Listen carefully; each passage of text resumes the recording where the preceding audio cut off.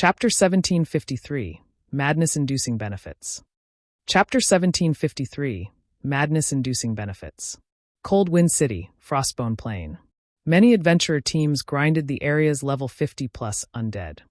The Frostbone Plain was a level 50 to level 60 map. Although it wasn't a resource-rich map, the undead here had a chance of dropping frost stones since they absorbed power of frost all year long. When frost stones were used in crafting weapons and equipment, the items had a chance of gaining ice resistance. Although each weapon and equipment piece would only have a small amount, if players wore items that all had the bonus, it would add up. Naturally, there were many maps in the ice crystal world that had extremely low temperatures. Without a certain amount of ice resistance, players would be restricted. As a result, items like frost stones, which could increase a player's ice resistance, were very valuable.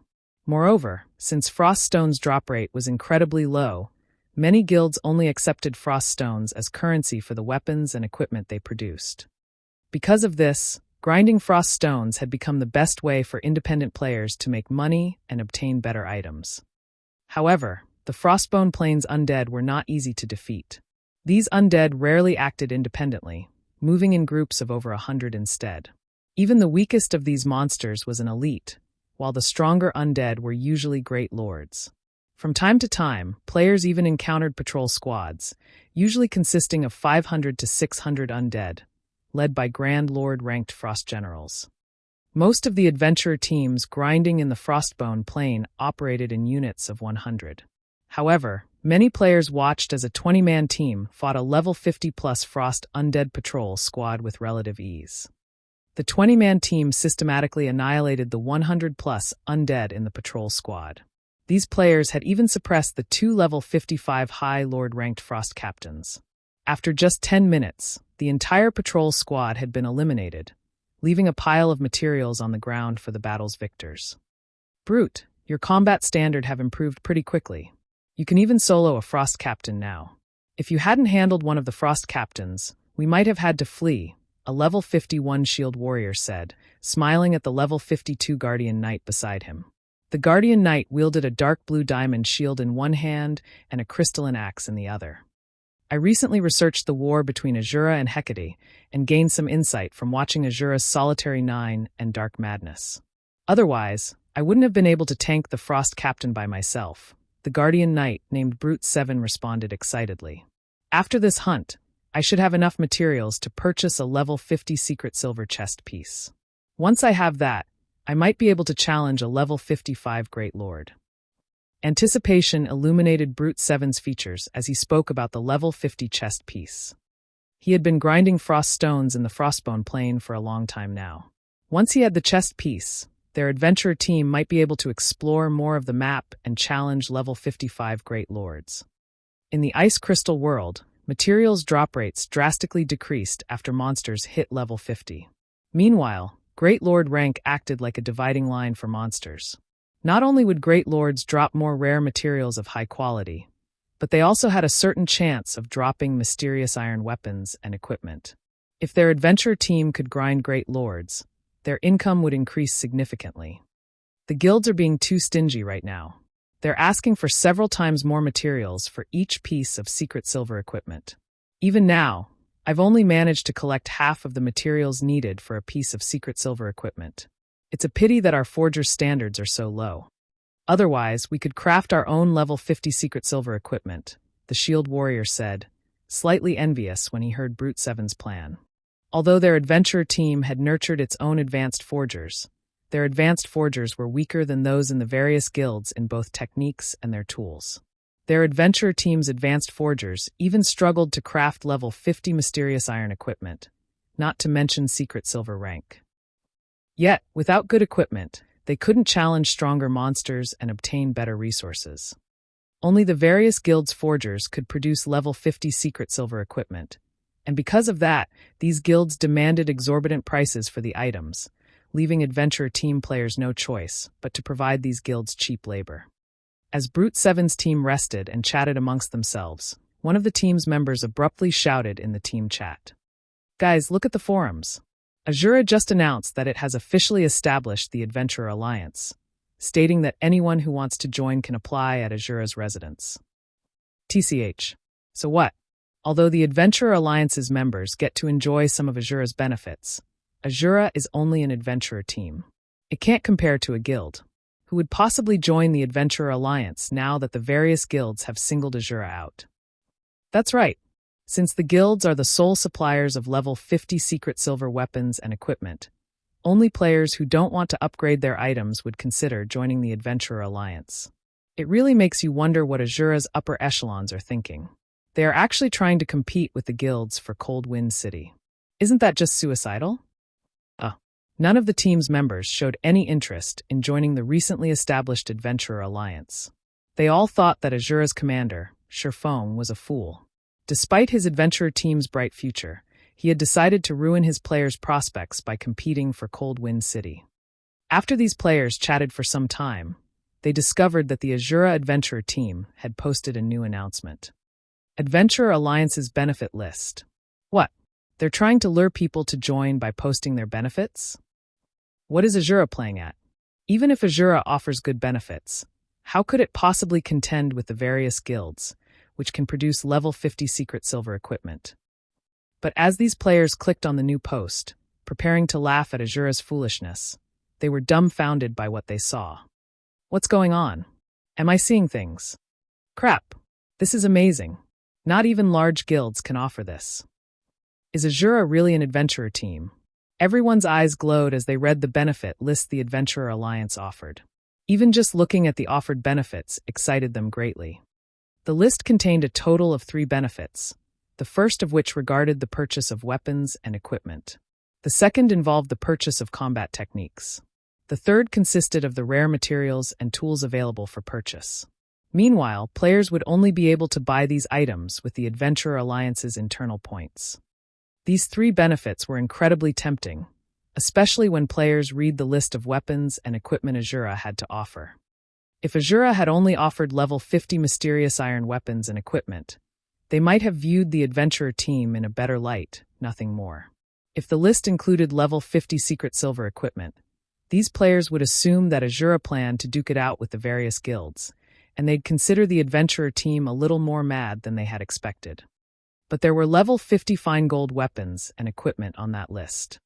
This was practically a dream. Level 50 fine gold equipment was as rare as a phoenix's feather, even in the various large guilds. Not even the guild's core members were guaranteed to get a piece, yet the Asura adventurer team was offering these items up for purchase. And that was only the tip of the iceberg. What truly dumbfounded Cold Wind City's players was the level 50 fine gold ranked magic light sets Asura offered.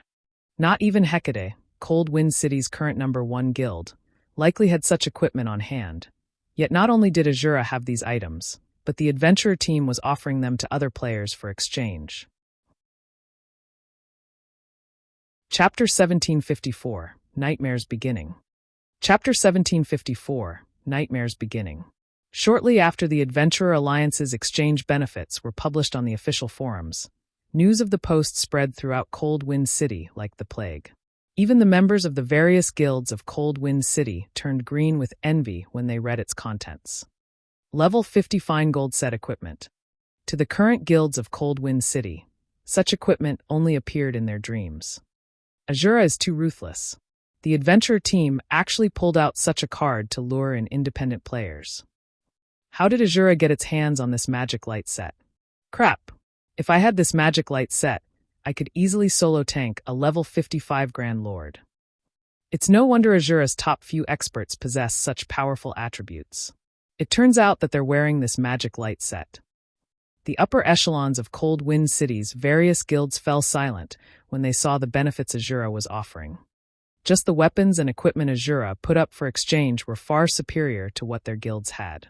However, compared to these weapons and equipment, the second exchange benefit Asura offered was the part that truly gave them a headache. Combat techniques. Combat techniques were much more precious than weapons and equipment. At the end of the day, weapons and equipment were external items. Moreover, as players continued leveling up, they would also have to keep replacing their weapons and equipment. Using their current items forever was impossible. However, that was not the case for combat techniques. Combat techniques would not fall behind the times and could accompany players on their entire journey in God's domain. They provided improvements directly to a player's base combat power, and thus were many times more valuable than weapons and equipment. Given a choice between obtaining level 50 Dark Gold equipment or a combat technique, the majority of players would go with the combat technique. After all, if one chose the level 50 Dark Gold equipment, they wouldn't necessarily be able to obtain a combat technique by using it. Moreover, once they reached level 60, their level 50 Dark Gold equipment would no longer be considered top tier for their level. However, if one chose the combat technique, the immediate benefits from the combat technique might not be as much as those of the level 50 Dark Gold equipment, but with their improved combat standards, obtaining equipment that could rival level 50 Dark Gold equipment was only a matter of time. Combat techniques were also something the various guilds constantly sought. Unfortunately, these were truly too rare and difficult to acquire. Even until now, the various guilds had not found a single clue that could lead to the acquisition of a combat technique. Every known combat technique in Cold Wind City right now was created by talented experts. However, these experts would never teach others the combat techniques they had researched and invented through great efforts, as these combat techniques were their trump cards. Sharing their combat techniques would only result in them losing an edge over others. Currently, the only guild in Cold Wind City that possessed a combat technique was Hecate. However, Hecate had a very heavy restriction on the combat technique, and only core members that had signed binding contracts were qualified to learn it. Experts that were not contracted to the guild had no hope of learning it. Meanwhile, inside Hecate's residence, sitting inside the exquisite guild leader's office, Carnage read the exchange benefits of the Adventurer Alliance with an indescribably grim expression on his face, his eyes having turned bloodshot. The guild's upper echelon inside the room was similarly stupefied by Asura's forum post. Is this Asura adventurer team filled with lunatics? They're actually offering combat techniques for exchange? Are they not afraid that letting outsiders learn these combat techniques will hamper their adventurer team's development in the future? Everyone inside the room voiced their confusion over Asura's crazy behavior. They had never imagined that Asura would make such a bold move in order to obtain Cold Wind City. At this time, a level 52 ranger suddenly entered the room and reported to Carnage, Vice Guild Leader, I just received a report stating that a large number of elite players contracted to us have just dissolved their contracts. Currently, we have already lost over 1,000 contracted elite players, and this number is still steadily climbing. Have these people lost their minds? Dissolving their contracts means having to pay us 3 gold in compensation. The members of the upper echelon standing at the sides of the room were stupefied when they heard the ranger's words. Although the contracts Hecate signed with the independent players wishing to partner with it could be dissolved, the price to do so was very steep. 3 gold was a lot of money even to expert players, let alone elite players. Although players' income had risen due to their increasing levels, the repair fee for weapons and equipment was also higher. Moreover, players had many other expenses, such as potions and magic scrolls, food and accommodation. In the end, players would be able to save only a small portion of their earnings each day. At this stage of the game, elite players would be fortunate if they had 50 or 60 silver coins in savings, while ordinary players would only have around 10 silver coins banked. Only expert players would have a little more extra money, with most expert players having roughly 5 or 6 gold coins stashed away. Hence, they had set the compensation fee at 3 gold, which was half of the liquid funds of an expert player. Yet now, meanwhile, outside Asura's residence, shortly after the Adventurer Alliance's benefits were publicized, a large crowd of independent players had appeared here. Within half an hour of the Alliance's benefits disclosure, over 50,000 independent players had come to apply to the Alliance. The long queue that formed outside of Asura's residence extended across 5 whole blocks. Moreover, the number of applicants was still climbing rapidly. This situation forced Asura to mobilize over 500 members to maintain order at the application site. The spectacular scene stupefied the scouts sent over by the various guilds. Among the players looking to join the Adventurer Alliance were many level 51 and level 52 elite and expert players, and even some well-known adventurer teams of Cold Wind City. In fact, the scouts actually recognized some of those standing in line to be elite and expert members of various guilds. Though, to be precise, these people were former members now. However, the actions of these former guild players were also understandable. Players joined guilds to obtain good weapons and equipment more easily. If they couldn't, they would have no reason to subject themselves to the restrictions of guilds. Now, however, the Adventurer Alliance was also supplying weapons and equipment, and these were even better than the ones offered by the guilds. Moreover, players could exchange for combat techniques, something that even expert players hungered for, from the Alliance. The benefits offered by ordinary guilds could not compare to those offered by the Adventurer Alliance at all.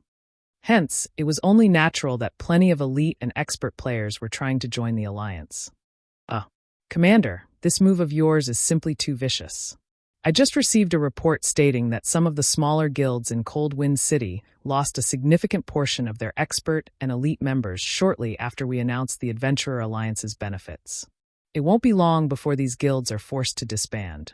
Even Hecate has lost over 300 experts and 4,000 elites thus far, Yenya reported to Sherfong excitedly as she walked into the residence's basic forging room. She held not a shred of goodwill towards the various guilds of Cold Wind City, especially Hecate. Just because they had refused Hecate's poaching attempts, the guild had actually publicly placed a bounty on their heads. Had Sherfong not sent them to grind bosses in the Snow Rift, a forbidden land for players, she would have gone directly to Hecate's grinding spots and paid the guild back for its kindness. Having received news that the Adventurer Alliance had managed to plunder over 300 experts from Hecate, she was naturally elated. In Cold Wind City, even after annexing the Matchless family, Hecate had only a little over 2,700 expert members. Losing 300-plus expert players was equivalent to losing 1/9 of its expert forces, which was definitely a huge blow to the guild. Right now, she could already imagine what kind of expression Hecate's higher-ups were making. Vicious, huh? Sherfong laughed, shaking his head. This was only the beginning. He then turned to Yenya and asked, "Did you get that thing yet?" I've already bought the largest plot of land available in Cold Wind City and constructed a 3-story shop on it. As for the interior design, that can only be done after we make a personal visit there. I spent a total of 8,000 gold. Almost all of the funds our adventure team has gathered thus far have been used up already, Yenya replied. She then took out a deed from her bag and handed it over to Sherfong. Good. Let's head over and take a look. Sherfong nodded. After accepting the deed, he immediately left for Cold Wind City's largest plot of land together with Yenya. Originally, this plot of land was meant for the construction of a guild residence. However, as its location was not very good and the land was quite costly as well, none of the guilds in Cold Wind City had purchased it. This gave Sherfong a chance to take it for himself. Not bad. This should be large enough, Sherfong said, nodding in satisfaction as he arrived at the 3-story shop. Some independent players were already standing around the entrance of the shop, curiously eyeing the 3-story building. In fact, let alone these passers-by, even Yenya, who was trailing Sherfong, was curious to find out why he had decided to buy a plot of land in this secluded area. Moreover, he had even wanted such a large shop to be built on it. If he really wished to set up a shop, the wise decision would have been to build one in the city's central district. Not to mention, even though they had built such a large shop, the Asura adventurer team did not possess that many items to sell. However, Sherfong did not bother explaining his decisions. Instead, he walked straight into the shop. Currently, the main hall of the shop was still empty. Sherfong also did not hurry to start the decoration process. Instead, he took out a large number of magic crystals and rare materials, then started drawing a magic array at the center of the hall. The magic array he was drawing right now was none other than the Starlight Gathering Magic Array, which he had gotten from the War God's temple some time ago. When activated, the magic array would create an enclosed space with a 500-yard radius and increase the mana density within it by 300%. As the materials needed to produce the magic array were extremely rare, and the difficulty of drawing it was equivalent to drawing an advanced magic array, Sherfong had not bothered putting it to use until now. Recently, though, Zero Wing had managed to gather the necessary materials for the Starlight Gathering Magic Array. Hence, he decided to use the magic array in Cold Wind City. The reason for his decision was the dearth of locations with high mana density in the ice crystal world. In fact, the ice crystal world wasn't alone in this predicament. Practically every other world faced this problem. Only higher planes had many areas with high mana density. This was also the main reason why the combat standards of otherworld players were weak in general. Without environments of high mana density, players would have great difficulty improving themselves. If he wanted to truly raise the Asura adventurer team's strength, he could not just rely on weapons, equipment, and combat techniques. As for sending players to the continent of God's domain via the ancient shrine, the cost of doing so was simply prohibitive, way beyond the current means of Zero Wing or Asura. Moreover, having more people cross over would increase the risk of exposure for the ancient shrine's secret. Hence, before coming to the ice crystal world, Sherfong had already decided to create a place similar to Stone Forest Town's battle arena in Cold Wind City. Finally, after spending over an hour, he was done engraving the Starlight Gathering Magic Array. The illusion of a dazzlingly beautiful galaxy then formed in the center of the hall. "Commander, what's this? It's so beautiful." Yenya was immediately captivated by the magic array. "What is this?" Sherfong smiled. "It's a new world." Saying so, Sherfong spent 500 magic crystals to activate the Starlight Gathering Magic Array. Chapter 1755, Asura Hall. Chapter 1755, Asura Hall. Inside the spacious hall, when the Starlight Gathering Magic Array activated, white mist began to fill the hall. The light then dimmed, and twinkling starlight glittered around the room. A short moment later, the mana density inside the hall swiftly started to rise. 100%, 200%, 300%.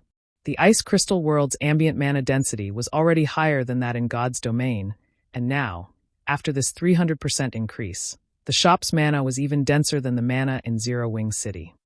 Celestial magic arrays truly are amazing. Sherfong was quite satisfied as he gazed at the galaxy that had appeared on the hall's ceiling. As he stood in the hall, he could feel his mind become tremendously clear. He could even push aside unwanted thoughts and block his sense until he only existed within his own consciousness. As long as he put a little effort in, his mind could easily process what he wanted and provide the desired results. In fact, he even felt physically lighter. As a magic array that had been passed down since ancient times, current magic arrays simply couldn't compare to the power of a celestial magic array like the Starlight Gathering Magic Array. Due to the celestial power, celestial magic arrays were able to operate at a cheaper cost and higher efficiency than present magic arrays of similar rank and functionality. That was also why any celestial magic arrays that had appeared on the market in the past had sold for astronomical prices. If he hadn't caught Abandoned Wave, he wouldn't have obtained the Starlight Gathering Magic Array. Yenya, who stood beside Sherfong, was utterly dumbfounded as she felt the change that had taken place around her. The strength of the Starlight Gathering Magic Array before her was simply too frightening. The entire hall felt like a revolving galaxy. The ambient mana was so dense that she felt almost omnipotent. If she could train in such an environment, she was confident that she could fully grasp the basic combat techniques, which she had struggled with before, in a short time. She even felt like she could learn the advanced combat technique, Void Steps. An advanced combat technique. Void Steps was an advanced footwork technique that not even Lifeless Thorn had mastered. If she could grasp this footwork technique, her combat power would rise to a whole new level. She was even confident that she'd be able to take on Flowing Water Realm experts. After all, with Void Steps, she would have absolute control over the battle's initiative. She could clash or retreat whenever she wanted, and her opponent would be powerless to stop her. Excitedly, Yenya turned to Sherfong and asked, "Commander, are you planning to make this our adventurer team's training ground? With such a mana-rich environment, this place could definitely become a sacred training ground for players." Ordinary experts, particularly Cold Wind City's experts, did not understand the true benefits of mana-rich environments. However, Yenya had learned well the benefits of such an environment. After all, she had gone through plenty of hardships while learning her combat techniques. If not for the combat rooms in Zero Wing City's battle arena, she never would have grasped the several basic combat techniques she now knew so quickly. If she could train in such a mana-rich environment, she could practice her basic combat techniques relentlessly without running out of stamina or concentration. "No," Sherfong said, shaking his head. I plan to make this the Adventurer Alliance's training ground. A training ground for the Adventurer Alliance? Shifeng's answer stunned Yenya. Shifeng had already offered the Adventurer Alliance's members amazing benefits, which not even the various large guilds could afford to offer. Yet he also intended to make this sacred ground one of the Alliance's benefits as well. She didn't dare imagine the craze in Cold Wind City if news of this went public. If Cold Wind City's various guilds learned of this, they'd want nothing more than to eat Shifeng alive. Of course, I will also segregate a portion of the space specifically for Asura's members, Shifeng said, chuckling. While reserving this place for Asura's members was a good idea, maintaining the Starlight Gathering Magic Array was not cheap. The magic array cost 500 magic crystals to operate per day. That was the equivalent of running a single magic tower. Since both towns generated massive amounts of income, it didn't really matter that the magic towers in Stone Forest Town and Silverwing Town were expensive to run. However, the Asura Adventure team did not possess the ability to generate so much income. After all, Asura only had around 3,000 members.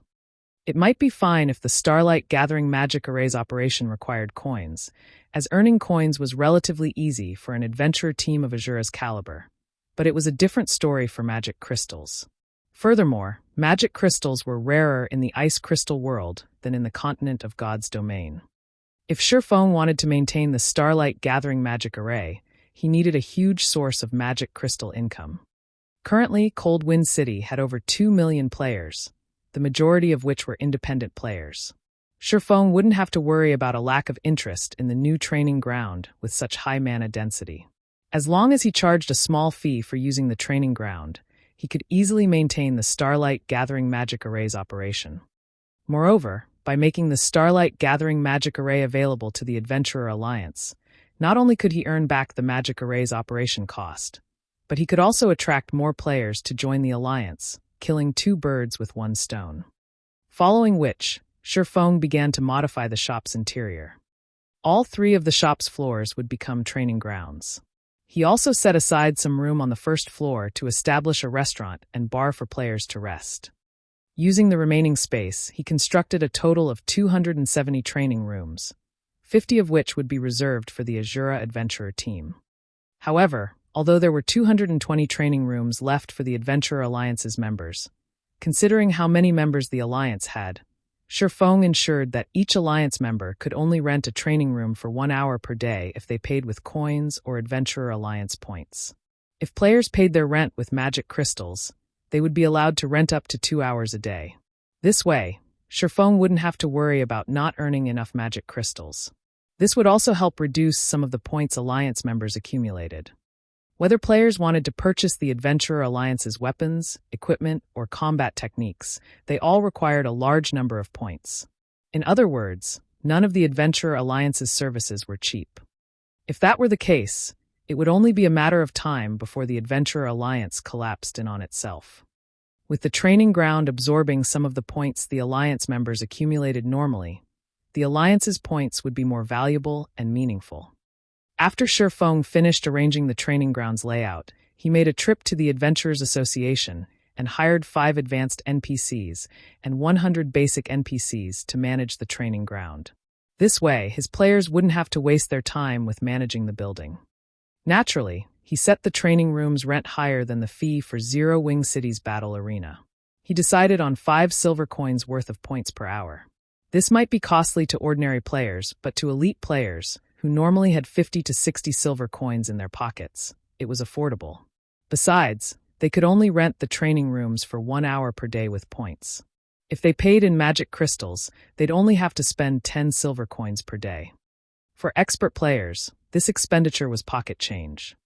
Commander, the only thing left to do is name the training ground. Then we can open it to the public, Yenya said. As she looked at the dazzling training ground before her and watched the NPCs as they prepared to work, she couldn't help her growing excitement.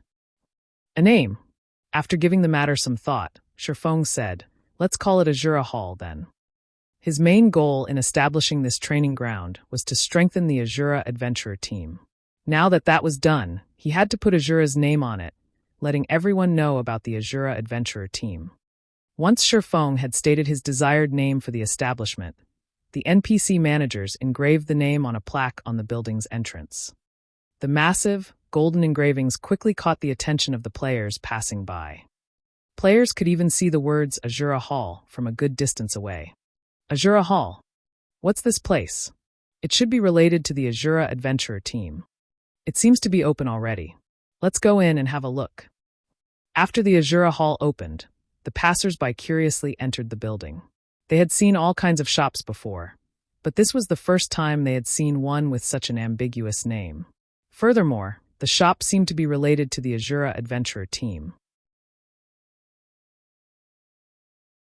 Chapter 1756, Adventurer Alliance's Power. Chapter 1756, Adventurer Alliance's Power. Upon entering the Asura Hall, the group of independent players felt as if they had stepped into a sports arena's main lobby. The ceiling was covered in a galaxy of stars, as if it were the actual night sky. It gave players a relaxed, happy feeling. What's going on? The mana density here is so high. Why do I feel like my mind has become so much clearer than before? This place is amazing. Every player that entered the Asura Hall quickly discovered its peculiarities. Not only did they feel calmer after entering the building, but they also felt physically lighter. They felt as if they could now accomplish tasks that had been impossible, and these players eagerly wanted to test themselves in battle in this environment. However, when these players saw the pricing list at the Asura Hall's front counter, their eyes nearly fell out of their sockets. So expensive. Is this a joke? Renting a training room actually costs 5 silver per hour? Is the Asura Adventurer team that desperate for money? Wait, that's not right. Only the Adventurer Alliance's members are allowed to rent training rooms. No one else has access. Just where has Asura gotten the confidence to impose such a restriction? Who would bother to rent a training room here, to begin with? Everyone's burning interested in the Asura Hall instantly froze after they saw the rental prices. Some players had even turned and left the building on the spot, not wanting to waste any more of their time with this place. As the first group of visitors left the Asura Hall, news of the establishment quickly spread throughout Cold Wind City, becoming the latest and hottest topic for discussion. Although many players had deemed that the Asura Hall's prices were too high, they were very interested in its mana-rich environment. Commander, although quite a few players have visited the Asura Hall, none have tried to rent a room. They all think that the price is too high. Why don't we lower the price slightly? Yenya suggested as she watched a group of players idle around the first-floor hall. No need to rush. We have plenty of time. Players will eventually discover the Asura Hall's true benefit, Shifeng said, smiling. He then continued, right now, we need to focus on collecting enough ice crystal fragments and soul-devouring flowers. I've already posted a purchase request for ice crystal fragments and soul-dissolving flowers in the Adventurer Alliance. Moreover, I've ensured that players who want to purchase level 50 fine gold equipment or the magic light set will have to use both CPs and a sufficient number of ice crystal fragments or soul-devouring flowers, Yenya said. Right now, a piece of level 50 fine gold equipment will require at least 1 ice crystal fragment. For level 50 fine gold weapons, each will require 2 ice crystal fragments or 1 soul-dissolving flower. For the magic light set, players must contribute 12 ice crystal fragments or 6 soul-dissolving flowers.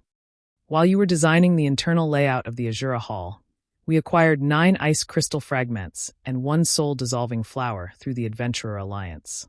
I doubt it will be long before we have the required number of fragments and flowers. That quickly, Shifeng could not help his surprise when he heard Yenya's report. Ice crystal fragments only dropped from bosses in the Ice Crystal World's Forbidden Lands. Moreover, only Great Lord ranked and above dropped the fragments. Even if he used Icarus's heart, obtaining an ice crystal fragment from each boss he killed wasn't guaranteed. The drop rate would be even worse for other players. The Adventurer Alliance had only established a few hours ago, yet it had already collected 9 ice crystal fragments and one of the super-rare soul-dissolving flowers. The Alliance's material collection speed was astonishing. If the Adventurer Alliance were developed properly and attract hundreds of thousands of independent players from Cold Wind City, the Alliance would beat any guild in the city when it came to collecting materials, aside from the items that dropped from team dungeons.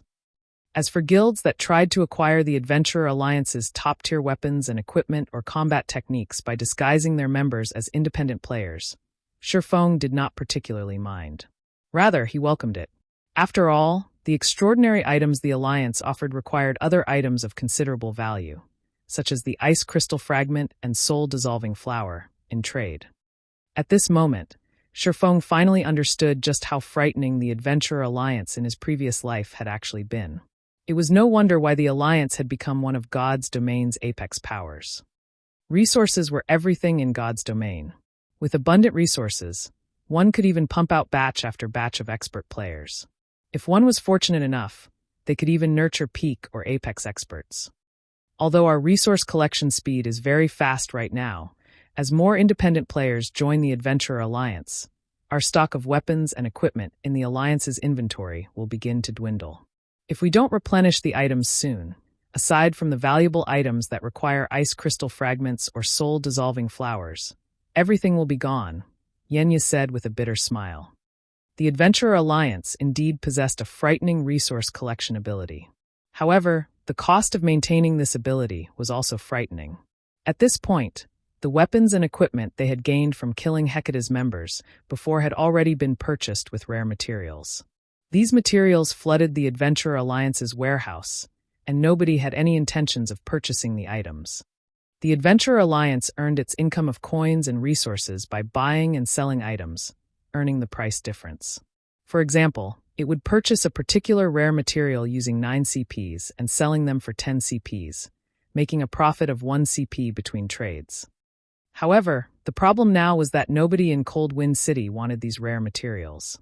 The Alliance was only gaining a mountain of rare materials that no one wanted while losing a bunch of weapons and equipment. You're right. Shifeng smiled after listening to Yenya's concerns, although the situation didn't surprise him. The Asura adventure team wasn't like Zero Wing, which had the support of the candlelight trading firm. So long as the guild had rare materials, it could quickly turn those materials into products that various players needed. However, the Asura adventure team lacked this ability. Let's do it this way then. Have Solitary 9 bring a few assassins and load them up with rare materials, then head to White River City and hand these materials to Melancholic Smile. We'll have Melancholic collect as much ice resistance equipment and items as possible and send the items back with the assassins. Meanwhile, I'll try to craft as many items as possible to cope with the Adventurer Alliance's current expenditure. While rare materials might not be particularly useful to adventurer teams, they were very valuable to the Candlelight trading firm. In Starmoon Kingdom, Candlelight had difficulty purchasing rare materials in bulk, and the prices for these materials were very high. However, the situation was the opposite in the Ice Crystal world. Rare resources were more common and cost significantly less. Shifeng could take advantage of this situation and make a profit off of the price difference of rare materials between the two worlds.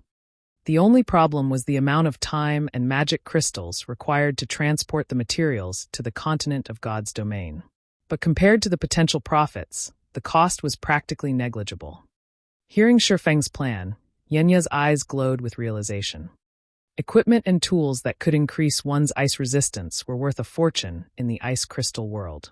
For example, level 50 mysterious iron equipment with ice resistance was worth 2 or 3 times more than equipment without ice resistance.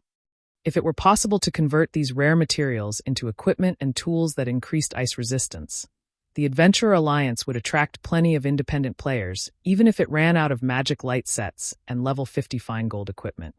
Shifeng then returned to the Forging Association to resume production of all sorts of level 50 weapons and equipment.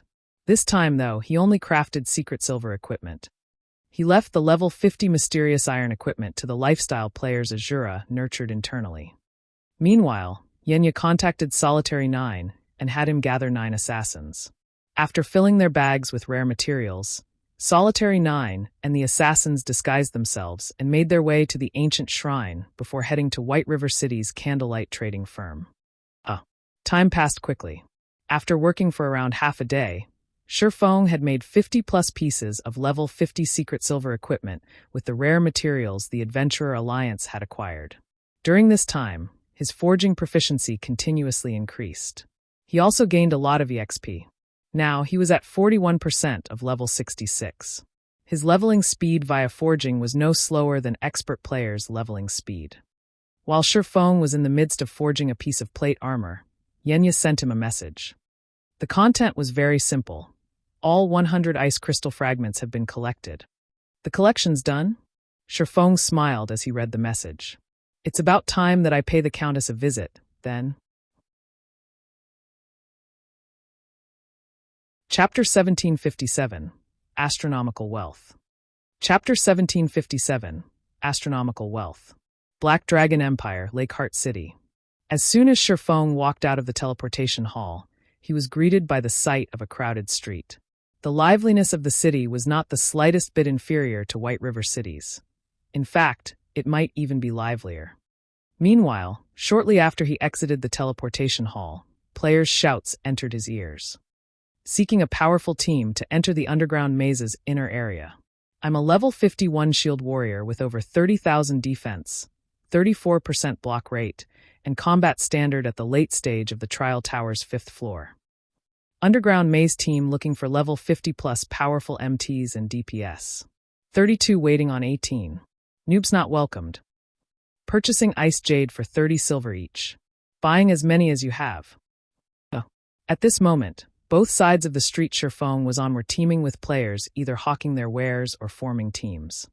Moreover, the players thronging the street were all very high-leveled, with the lowest-leveled player being level 49 and the majority being 50 and 51. Shifeng also spotted quite a few level 52 experts. Normally, such a scene could be found only in places like the Ice Crystal World, where the average level of players was slightly higher than that of the continent of God's domain. Yet now the players in Lakeheart City could actually rival the players of Cold Wind City in terms of levels. Looking at this scene, Shifeng even thought that he was still in Cold Wind City right now. Aside from the large number of independent experts, Shifeng also noticed plenty of guild elite and expert teams coming out from the teleportation hall from time to time. As soon as these guild teams arrived, they would dash out of the city. Did these guilds finally notice it? Shifeng did not feel particularly surprised to see the various guild teams riding their mounts out of the city.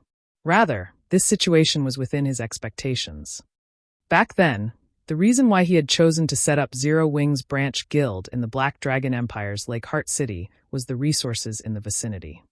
During the early stages of the game, the various large guilds and players disregarded a backwater like Lakeheart City. However, past level 50, the dungeon environments would become increasingly severe, and players would need all kinds of resistances if they wished to survive and raid team dungeons. Meanwhile, among the items that provided resistances, the Ice Jade found within the Lakeheart City region was one of the most well-known of those produced in the Black Dragon Empire. Ice Jades could be turned into ice resistance gemstones, which could then be inlaid into equipment to increase one's ice resistance. What made Ice Jade so popular was the flexibility of ice resistance gemstones, which were different from weapons and equipment that had innate ice resistance. For weapons and equipment that had innate resistances, these resistances usually came at the cost of sacrificing some of their basic attributes. Moreover, most weapons and equipment with resistance increased only one type of resistance, in addition to having level restrictions, and would become obsolete as players reached higher levels. Players would also have to prepare different types of resistance equipment, depending on what kind of dungeon they were raiding. This was a great extravagance that even expert players could not afford. On the other hand, resistance gemstones could be freely equipped and removed at the cost of a little money. When raiding dungeons with different environments, players simply needed to switch to the appropriate resistance gemstones. Due to these reasons, Lakeheart City gained sudden popularity in the Black Dragon Empire, thanks to the resource known as Ice Jade. In Shifeng's previous life, Lakeheart City had managed to grow into the Empire's 6th most populated city at its peak. For comparison, since the player population in an empire far exceeded that of a kingdom, even an empire's 6th ranking city would have a higher player population than the capital city of a kingdom. Finally, Shifeng's previous plans and investments were coming to fruition.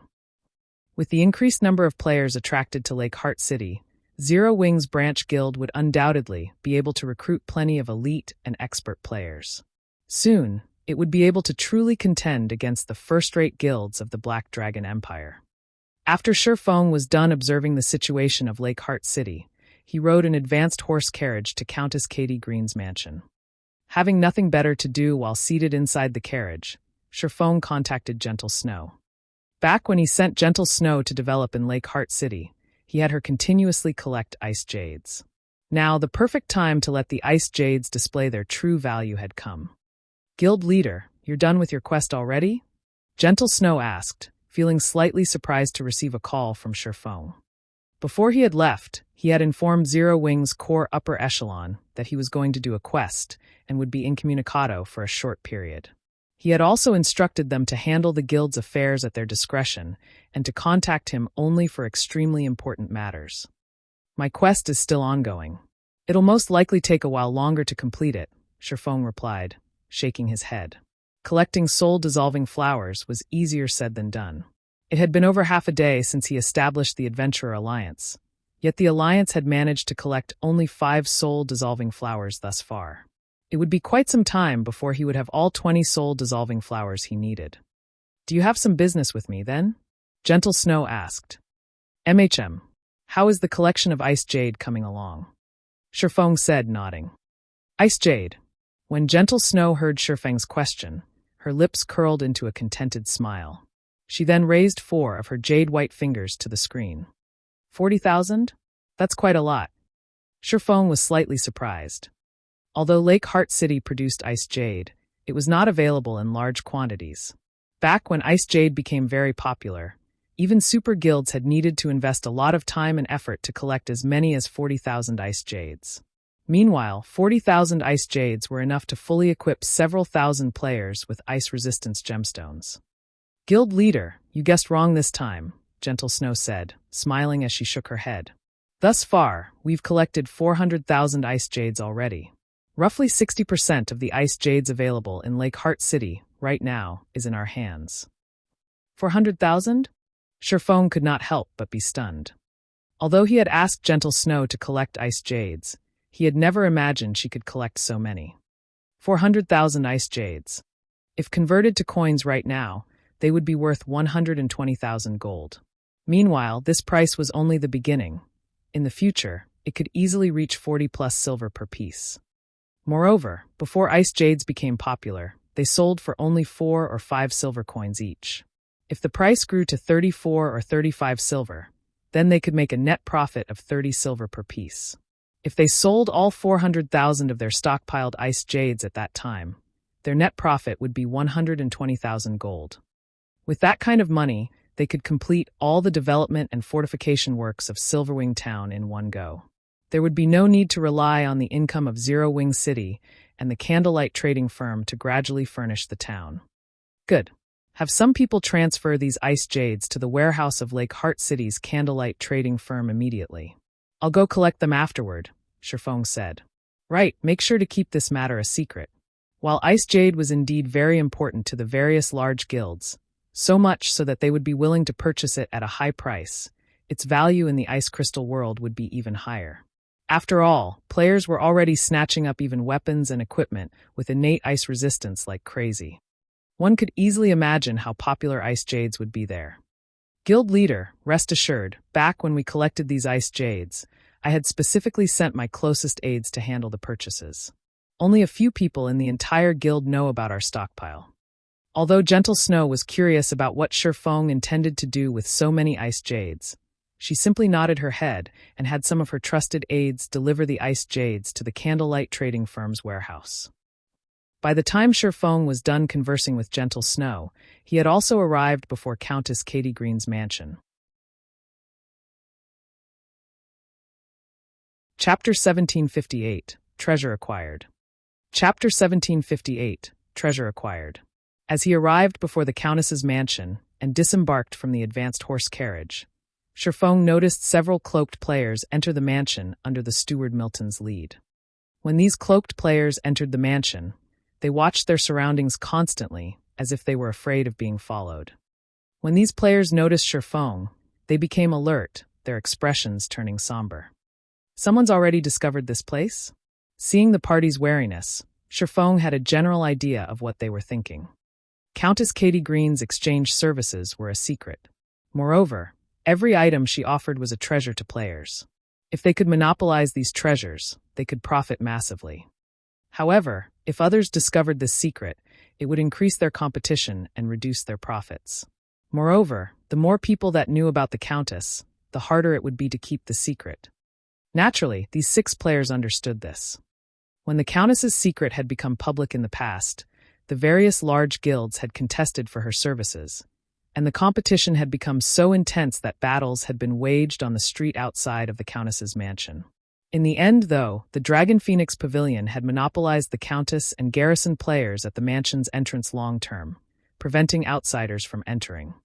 After watching Sherfong for a moment, the 6-man party hastened their way into the mansion. Sherfong simply chuckled in response and continued onward. The Countess only offered so many items, and in the 6 players' opinion, he must be here to purchase these items as well. They likely wanted to get ahead of him and buy as many items as they could before he reached the Countess. Unfortunately for those 6 players, Sherfong wasn't here to buy items. As Sherfong reached the mansion's main entrance, he sensed someone's presence nearby. He immediately activated omniscient eyes to inspect his surroundings. Guild players? Sherfong quickly discovered a level 50 assassin hidden behind a tree roughly 60 yards away from him. This assassin also wore a guild emblem that he had never seen before. It seems this place won't stay a secret for much longer. It was evident that some guild had targeted those 6 players. Once a guild discovered Countess Katie Green's exchange services, it wouldn't be long before even more people learned about them. After all, there were simply too many players in a guild. There were bound to be spies from other guilds as well. This was also why Sherfong had never told any of Zero Wing's upper echelons about his business here. This way, none of the spies in Zero Wing could learn about this place. But he also felt relatively fortunate. Had he chosen to visit the Countess at a later date, there would have been a ton of players in the Countess's mansion. They might even have discovered the secret about the temporal sand. If the various superpowers learned about the treasure of time, and subsequently, the 7 treasures, they'd use all of their power to obtain them. If that happened, his quest would become exponentially more difficult. After waiting at the entrance for some time, Milton returned to greet Sherfong. Under the steward's lead, Sherfong then entered the Countess's mansion. After Sherfong entered the mansion, the masked assassin behind the tree made his way towards the entrance. A sly smile appeared on his face as he watched Sherfeng's disappearing figure. Guild leader, as you've guessed, those people seem to have discovered some secret exchange point. The exchange point is in Countess Katie Green's mansion in Lake Heart City. The masked assassin reported to the middle-aged man on the screen before him. Excellent. Now that we've discovered their secret, we'll have to remove those players from God's domain. I will not allow other people access to my treasure. The gray-robed, skinny man replied, sneering. Aside from the people you instructed me to follow, another person has entered the mansion. It seems that person has discovered this exchange point as well. What should we do about them? The assassin asked. Someone else knows about it? The middle-aged man frowned slightly. Do you know who? They were wearing a black cloak. Unfortunately, even after I used my advanced identification skill, I couldn't see his real identity. All I got was unknown, the assassin reported. Keep an eye on him and figure out a way to uncover his identity. Once you know who he is, get rid of him if possible. We don't need so many people knowing about the Countess's secret, the middle-aged man said after giving the matter some thought, making a slicing gesture across his neck with a hand. Understood. I've placed a tracking mark on that player. He definitely won't get away from me, the assassin said, nodding. Good. I'll send some people to assist you. Keep an eye on those players, the middle-aged man said before disconnecting the call. Inside the Countess's mansion, under Milton's lead, Sherfong quickly arrived in a lounge decorated with various refined antiques. Currently, Countess Katie Green discussed business with the 6 players Sherfong had seen earlier. Sherfong noticed more items on display on the table before the Countess than there had been during his previous visit. There were a total of 14 items, ranging from weapons and equipment to various designs and recipes. Every item was worth fortunes and would be extremely difficult to obtain elsewhere. Meanwhile, not only did the party of 6 purchase 3 of the 14 items, but they also purchased 30-plus grains of temporal sand. Each grain of temporal sand cost 1 mana stone, which was an item that could only be acquired from killing the bosses in large-scale team dungeons. To independent players, obtaining 1 mana stone was extremely difficult, let alone 30+. Moreover, the 6-man party had used mana stones to purchase the other 3 items. The party had spent more mana stones than what a party of ordinary experts could acquire. As Shifeng approached the table and took a seat, the 6 players rose from their seats. Just before they left, these players sent Shifeng gleeful gazes. It was as if they were stating that they had already purchased every item available, and Shifeng had gotten there too late to buy anything. However, Shifeng could only laugh inwardly at their response. Outwardly, though, he said nothing as he watched these players leave the room. "Demon Hunter, you're finally here. It seems you've acquired the items I've asked for?" Katie Green smiled at Shifeng, who sat before her. Her smile felt incredibly intimate, as if she were greeting a longtime friend. In response, Shifeng nodded silently. The Countess's words stunned the 6 players, who had yet to exit the room fully. What is going on? The 6 players watched the Countess speak so casually to Shifeng with disbelief. Whenever they visited Katie Green, the Countess maintained a dignified air. Even when they purchased items, she barely spoke to them, yet the Countess treated Shifeng like an old acquaintance, warm and friendly. For a moment, they even wondered if the Katie Green before them now was the Countess they knew. As the 6 players considered lingering to hear the conversation between Katie Green and Shifeng, the Countess shot them a glare. "My business with you is finished. You may leave." Katie Green snapped with a frosty tone. Immediately, the steward Milton ushered the party out of the room. This further stupefied the party of 6. They could not help but wonder about Shifeng's identity to warrant such treatment from a countess of the Black Dragon Empire. However, even if they wanted to know more about Shifeng's identity and his purpose here, 2 guards began to walk towards them. It was evident that the guards intended to use force to evict them from the mansion. After a short moment, the party of 6 was chased out of the mansion. Meanwhile, only Shifeng and Countess Katie Green remained in the quiet, elegant lounge. "All right, they're gone. You can show me the items now," Katie Green said, anticipation flashing in her eyes as she watched Shifeng. Her desire for the eternal ice crystals was evident. Without speaking, Shifeng retrieved the synthesized eternal ice crystals from his bag and lined them up on the table before him, one after another. When he placed the 10 eternal ice crystals on the table, the room's temperature fell abruptly. If not for his sufficiently high ice resistance, he might have had difficulty moving. "Wonderful. These are indeed the eternal ice crystals I have been looking for." Excitement lit up Katie Green's flawless face.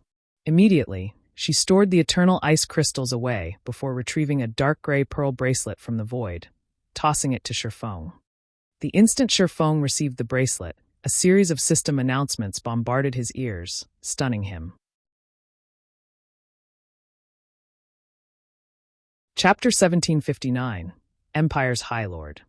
Chapter 1759, Empire's Highlord. System, congratulations. Epic ranked main storyline quest Ice Crystal World completed. Rewarding 1 bracelet of time, legacy skill points +3, Black Dragon Empire reputation +100, Katie Green's favorability +50, and +50% to current experience bar. Suddenly, Shifeng's experience bar filled up rapidly, going from 41% to 91% of level 66 in the blink of an eye and saving him several days' worth of grinding. However, compared to the reward, the part that truly surprised Shifeng was the system announcements that followed. Black Dragon Empire Region System Announcement. A player has triggered a new expansion pack, Ice Crystal World. The Empire has conferred Countess Katie Green the title of Highlord, and she will become the Empire's 8th Highlord. From now onward, Lake Heart City will become Highlord Katie Green's territory. Black Dragon Empire Region System Announcement. In 3 hours, Highlord Katie Green will open a gate to the Ice Crystal World in Lake Heart City and will lead the Black Dragon Empire's first division on the conquest of the Ice Crystal World, officially starting the Empire's conquest of other worlds. The system announcements repeated 3 times, echoing in the ears of every player in the Black Dragon Empire. At this moment, let alone Shifeng, even the upper echelons of the Empire's various large guilds were stupefied by these announcements. Conquest of other worlds? Is this a joke? who managed to trigger such an amazing expansion pack. This was definitely the first time they had encountered a situation where an empire launched an expedition against an otherworld. As for this so-called otherworld, ordinary players might not have an idea what it was, but those in the upper echelons of large guilds had a general notion because the libraries within the empire contained some basic information introducing otherworlds. One could easily find this information with a careful search. Meanwhile, the information introducing otherworlds stated that otherworlds were incomplete, smaller worlds containing many resources that could not be found on the continent of God's domain. According to rumor, ancient gods created these otherworlds to store their treasures. Hence, regardless of which era it was on the continent of God's domain, there were bound to be kingdoms and empires that would try to conquer these otherworlds to monopolize the resources available there. Among the various expeditions launched against otherworlds in the history of God's domain, for by ancient kingdoms were especially notable. Back then, these kingdoms hadn't been particularly strong. However, after conquering an otherworld, they had grown into empires within a very short period. Hence, the conquest of an otherworld was a major event in any kingdom or empire. Meanwhile, this was also a major event to players, as it meant that they would gain access to the resources of the targeted otherworld. The resources available in an otherworld were much more abundant than those on the continent of God's domain. If a guild managed to monopolize the resources of an otherworld, they could develop rapidly. The upper echelons of the Black Dragon Empire's various large guilds glowed upon seeing the system announcements. They immediately held emergency meetings to discuss matters regarding the Otherworld expedition. Lakeheart City, outside of Highlord Katie Green's mansion. After the steward Milton chased the 6 players out of the mansion, they all stood stock still with dumbfounded expressions on their faces as they looked at the latest system announcements.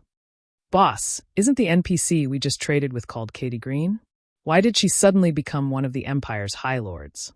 What's more, she's even launching a conquest of the Ice Crystal world. No, that's not right. The system announcement appeared as soon as we left Katie Green's mansion. And according to that, a player triggered the new expansion pack. It must be related to that cloaked swordsman.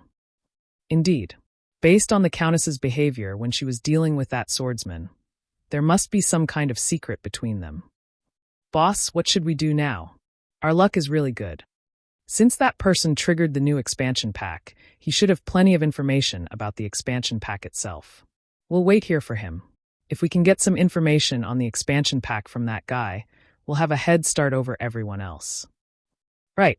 As long as we get that kid to spill information on the new expansion pack, our Eternal Song Adventurer team might be able to become one of the top few adventurer teams of the Black Dragon Empire, just like that. All 6 in the party nodded in agreement with the level 51 swordsman's suggestion. A new expansion pack signified the appearance of a huge opportunity, offering potential benefits that definitely wouldn't be the slightest bit inferior to the high-ranking items available from the Countess. Meanwhile, inside the lounge of the Highlord's mansion, Katie Green herself had undergone a massive transformation. Originally, Katie Green was a refined lady dressed in elegant attire. Now, however, she wore an exquisite battle dress decorated in red and white. She looked more like a female general than a noble lady at the moment. Although her battle dress was made from cloth and appeared to provide very little in terms of protection, in reality, the dress was made out of enhanced cloth that was stronger than even steel. At her waist hung a light blue longsword that not only looked dazzlingly beautiful, but also radiated a frightening aura. Meanwhile, Katie Green's statistics had also undergone a heaven-defying transformation. She had become a level 200, Tier 5 Sacred Magic Knight. Currently, only a few people in the entire Black Dragon Empire could hope to rival her in terms of strength. I really have to thank you for this. With these eternal ice crystals, I have finally managed to open a pathway to the Ice Crystal world and complete my long-cherished wish. If you ever visit the Ice Crystal world in the future, I will welcome you as a guest, Katie Green said, sending Sherfong a faint smile. She then turned around and left the lounge to carry out the necessary preparations to launch an expedition against the Ice Crystal world. System. Congratulations. You have received Katie Green's favor and obtained the Honorary Knight title. Honorary Knight. Enjoy the authority of a noble when present within any territory ruled by Katie Green. When Shifeng fully processed everything that just happened, a frown formed on his face. The recent developments were too sudden. Had he known something like this would happen, he never would have completed this epic-ranked main storyline quest so quickly. The Otherworld expedition meant that a long-term pathway leading to the Ice Crystal World would be opened. It also meant that players on the continent of God's domain would be able to travel freely to the Ice Crystal World in the future. In that case, his plan to make a fortune via these two worlds was effectively ruined. I need to step up my operations. After giving the matter some thought, Shifeng stored the Bracelet of Time and left the lounge, his next destination being the Candlelight trading firm. Given the situation, he could only sell the collected ice jades in the Ice Crystal World and try to make as much profit as possible right now. Once players on the continent of God's domain started streaming into the Ice Crystal World, he would definitely face greater competition on this front. However, as soon as Shifeng exited the mansion, 6 figures suddenly surrounded him. These 6 figures were none other than the 6 players that had been exchanging items with Katie Green earlier. "Do you have business with me?" Shifeng asked as he eyed the party of 6. "You're the person that triggered the new expansion pack, right?" The leader of the party, a level 51 swordsman named Silent Eagle, asked, smiling as he looked at Shifeng. "What if I say that I'm not?" Upon hearing Silent Eagle's words, Shifeng understood that his identity as the precipitator of the new expansion pack was already exposed. "Stop lying. As soon as we left the mansion and you started chatting with the Countess, an expansion pack related to the Countess appeared. Who do you think you're trying to fool?" A level 51 shield warrior demanded angrily. "Then, what is your goal in stopping me?" Shifeng asked. "Is there even a need to say this? Tell us all the information you have on this new expansion pack." Silent Eagle laughed. "What if I don't speak?" Shifeng revealed a faint smile as he sent a glance at Silent Eagle. "Are you planning to take action against me?" "Take action?" Silent Eagle shook his head, chuckling. No. We don't have the courage to take action inside Lakeheart City. However, although we can't take direct action against you, we've already placed a marker on you. We'll be able to find you no matter where you go. I believe the various large guilds in the Black Dragon Empire will be very interested in meeting with the player that triggered the latest expansion pack. What do you think they will do if we tell them about you?" "I see." Shifeng mostly understood Silent Eagle's purpose now. The man was using the large guilds to threaten him for information.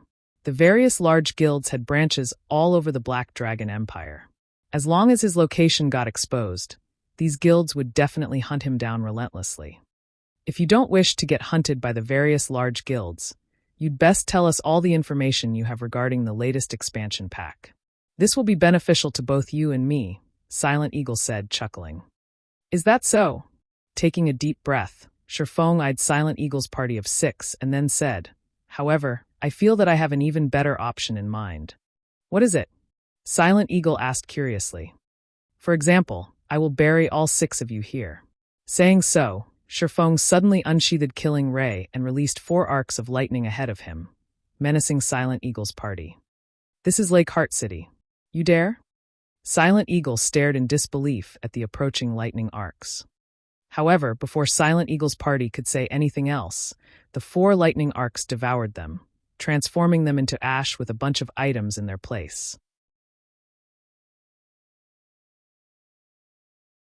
Chapter 1760. The Mantis stalks the Cicada, unaware of the Oriole behind. Chapter 1760. The Mantis stalks the Cicada, unaware of the Oriole behind. The 4 lightning arcs of Thundering Flash killed Silent Eagle and 3 of his party members instantly. Now, only a level 50 Oracle and a level 51 Ranger remained standing before Shifeng with dumbfounded expressions on their faces. The 2 players never thought that Shifeng would actually take action, much less that he would do so without the slightest shred of hesitation. After all, they were in Lakeheart City right now. Although their current location was not the busy central district, as long as a player took action inside the city, the NPC soldiers would not let the offender get away. At that time, depending on the severity of the offender's actions, not only would they be killed, but they might end up in jail as well. Now that Shifeng had killed 4 players inside the city, he would be locked up for 7 days at the very minimum, an even worse penalty than getting killed by another player. Not to mention, he had just recently triggered a new expansion pack. If he got jailed for 8 days, he would lose the opportunity to take advantage of his knowledge regarding the new expansion pack. He was simply insane to actually take action inside the city. You're dead. The NPC soldiers definitely won't let you get away. The level 50 Oracle exclaimed, horrified as he pointed at Shifeng. Crazy bastard. You are a real lunatic. You actually decided to go for mutual destruction just to avoid getting your location exposed. Are you not afraid of losing this advantage of yours? The level 51 ranger demanded with a somber expression. Mutual destruction? Unfortunately, you guys are not qualified to make me sacrifice myself. As soon as the Oracle and the Ranger were done speaking, an indifferent voice immediately entered their ears. In the next moment, the abyssal blade in Shifeng's other hand released a blinding glow. The swordsman then suddenly disappeared from where he stood. By the time he reappeared, he was already standing in front of them. Void steps. Flame burst. The two players were previously already shocked by Shifeng's actions. Hence, they failed to react in time to his sudden and swift attack. When the abyssal blade cut through them, their bodies were instantly incinerated into nothingness, two ownerless items taking their place a moment later. After killing Silent Eagle's party of 6, Shifeng quickly collected and stored the 7 items the party dropped. From start to end, merely 4 seconds had passed. Only after the battle was over did the distant NPC soldiers react to the fight. Meanwhile, the level 50 masked assassin, who was hiding behind a tree 50 yards away from Shifeng, was greatly shocked as he looked at the swordsman. Who is he? He was actually able to kill Eternal Song's party of 6 so quickly. The masked assassin's expression turned serious as he replayed Shifeng's actions in his mind. Although Eternal Song was not a top adventurer team in the Black Dragon Empire, it was still a considerably well-known one. The adventurer team had several hundred members and plenty of experts. Even he would not be able to deal with a party of 6 Eternal Song members all by himself. Yet Shifeng had accomplished this feat in just a few seconds. Moreover, Shifeng had even killed Silent Eagle's party right in the middle of Lake Heart City. The swordsman's strength was truly horrific. Although the masked assassin felt fearful of Shifeng, he still could not help smiling. His reaction was because he had managed to listen in on the conversation between Silent Eagle and Shifeng by using his eavesdrop skill. Eavesdrop was a super rare skill of the assassin class that enhanced the user's hearing. With the skill, he could easily pick up a conversation 50 yards away from him. He could even listen in on a conversation held behind closed doors if he wanted to. It was also because of this skill that his guild leader had selected him to keep watch over Silent Eagle's party. The person that triggered the new expansion pack, is it? If I notify the guild leader about this, he will definitely be very happy. Now, not only did I discover an exchange point for high-ranking items, but I also found information regarding the new expansion pack. With this, I should have no problems entering the guild's main force. The masked assassin inwardly laughed in joy. He had gained such an unexpected harvest from stalking Silent Eagle's party. The value of this harvest was much greater than even the discovery of the secret exchange point. However, this person is too strong. We'll need the peak experts of the guild to capture him. He had already placed a tracking marker on Shifeng. Unless he got killed like Silent Eagle, his tracking marker would not disappear. Moreover, thanks to Silent Eagle's party foolishly threatening Shifeng, the masked assassin had obtained even more information regarding the swordsman. Now his guild would have a much easier time capturing Shifeng. As the masked assassin was entertaining such thoughts, Shifeng, who had just finished collecting his spoils of war, suddenly swung killing ray in the direction of the assassin. Lightning slash. Suddenly, a massive lightning bolt tore through space, leaving a pitch-black spatial tear in its wake as it streaked toward the masked assassin. The attack had been so quick that, before the masked assassin even realized he was under attack, the lightning bolt had already torn his body in half. In the next moment, the masked assassin's vision started darkening. What's going on? Why is my vision darkening? The masked assassin looked at his surroundings in confusion. When his eyes fell on his HP bar, which was located at the top left corner of his vision, he gasped inwardly. How did I die? Even after the masked assassin's body had collapsed to the ground, the assassin himself still could not believe what just happened was true. He failed to understand how he had died so suddenly. He clearly stood 50 yards away from Shifeng. Moreover, he had remained in stealth all this time. Even a Tier 2 expert should not be able to detect his presence. Despite that, the swordsman managed not only to discover him, but also to strike with pinpoint accuracy. The attack had been so fast that the assassin didn't even realize he had been attacked. What the masked assassin did not know was that Shifeng had long since noticed his presence. Shifeng was no ordinary Tier 2 player. Currently, he had already reached level 66. Hence, the masked assassin's stealth skill had a greatly reduced effect against him. Not to mention, Shifeng also possessed extraordinary basic attributes. Although he could not see the masked assassin's figure clearly, he could still grasp the assassin's general location fairly easily. Moreover, with Omniscient Eye's 100-yard perception range, it was simply impossible for a level 50, Tier 1 assassin to hide from him. Now that the final fly has been dealt with, it's about time I left this place. After taking one last glance at the tree the masked assassin had hidden behind, Shifeng promptly decided to hightail it, not even bothering to loot the item the assassin dropped. At this time, the NPC soldiers were already running toward his direction. As he did not notice anything special about the item the assassin dropped, he decided not to waste any more time here. He immediately activated space movement and departed from Lake Heart City. Meanwhile, some players were currently standing a few hundred yards from Katie Green's mansion with bewildered expressions on their faces. Who's that person? Isn't he a little too amazing? Crap. He managed to kill multiple level 50 experts in just a few seconds. Is that guy a monster? Too amazing. Not only did he kill multiple players inside the city, but he also managed to escape with his life. Even the peak experts of super guilds wouldn't be capable of such a feat.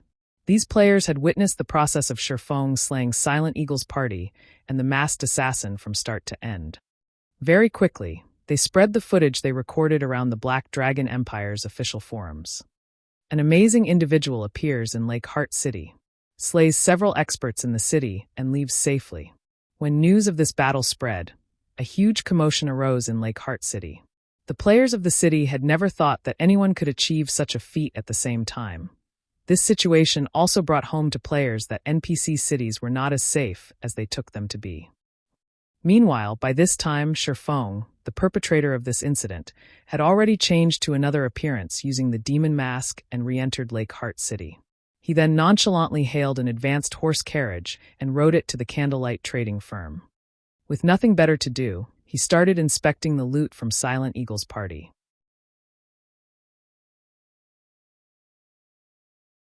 Chapter 1761, Pandora's Rubik's Cube. Chapter 1761, Pandora's Rubik's Cube. When Shifeng examined the items he had recently picked up, he was stunned. Did those 6 rob a guild's treasury? When Shifeng had first seen the items Silent Eagle's party had dropped, he nearly thought he had seen wrong. However, all the items had noob tags, which indicated that they were the latest additions to his bag space. Silent Eagle's party had dropped a total of 7 items. Among them, 6 were equipment the 6 players had worn. 5 pieces were level 50 mysterious iron equipment, and 1 was a level 50 secret silver equipment. To current players, these 6 pieces of equipment were a considerable fortune. This was especially true for the secret silver equipment. Even the various large guilds' level 50+ experts would only have a few such pieces.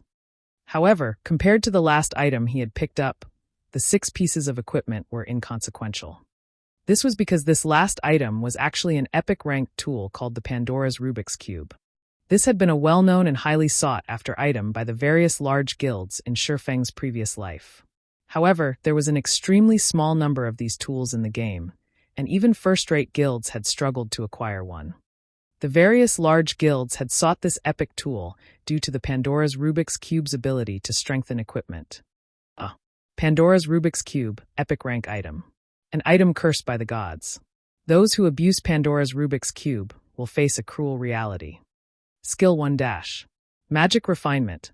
Absorb a large amount of mana, condensing it and forming high-purity mana. Generate 1 drop of mana water using 1 magic crystal. Generate 1 drop of mana source water using 1 mana stone. Skill 2 dash. Demon God's Curse. By using 10 drops of mana water, infuse mana into a piece of equipment at a 10% success rate, increasing the attributes of the targeted equipment by 15% for 12 hours if the enhancement attempt succeeds. There is a 20% chance for nothing to happen. There is a 70% chance for the targeted equipment to be cursed with the weakened mana debuff, decreasing its attributes by 30% for 24 hours. By using 1 drop of mana source water, infuse mana into a piece of equipment at a 15% success rate, increasing the attributes of the targeted equipment by 25% for 12 hours if the enhancement attempt succeeds. There is a 15% chance for nothing to happen. There is a 70% chance for the targeted equipment to be cursed with the weakened mana debuff, decreasing its attributes by 50% for 24 hours. Pandora's Rubik's Cube is cursed and will drop upon death. To ordinary players, the effects of Pandora's Rubik's Cube were meaningless at best. To guilds, however, its ability was incredibly precious. Unlike ordinary players, large guilds had enough equipment and resources to support the expenditure and potential loss incurred from using Pandora's Rubik's Cube. They were also more than willing to take on this cost as long as they could strengthen some of their equipment. This was especially true when their members' weapon and equipment had reached their current limits. If a team's members had a 25% attribute increased to every piece of equipment they wore, the team would have a much easier time raiding powerful bosses. Because of this, the various large guilds in Shifeng's previous life had constantly tried to obtain a Pandora's Rubik's Cube. Shifeng had never thought that Silent Eagle's party would actually have a super rare tool like this. With players' current levels, this tool should be impossible to obtain. They must have purchased it from Katie Green. It seems that I've benefited quite a bit from their efforts. Shifeng suddenly recalled watching Silent Eagle's party purchase items from Katie Green. This Pandora's Rubik's Cube was likely one of the high-ranking items the party had obtained from the Countess. Lakeheart City, Candlelight Trading Firm. After Zero Wing had taken control of Lakeheart City, Candlelight had swiftly developed in the city. It had taken no time for Candlelight's shop to become the city's #1 shop. Including the recent increase in traffic, Lakeheart City's Candlelight Trading Firm was no less lively than the one in White River City.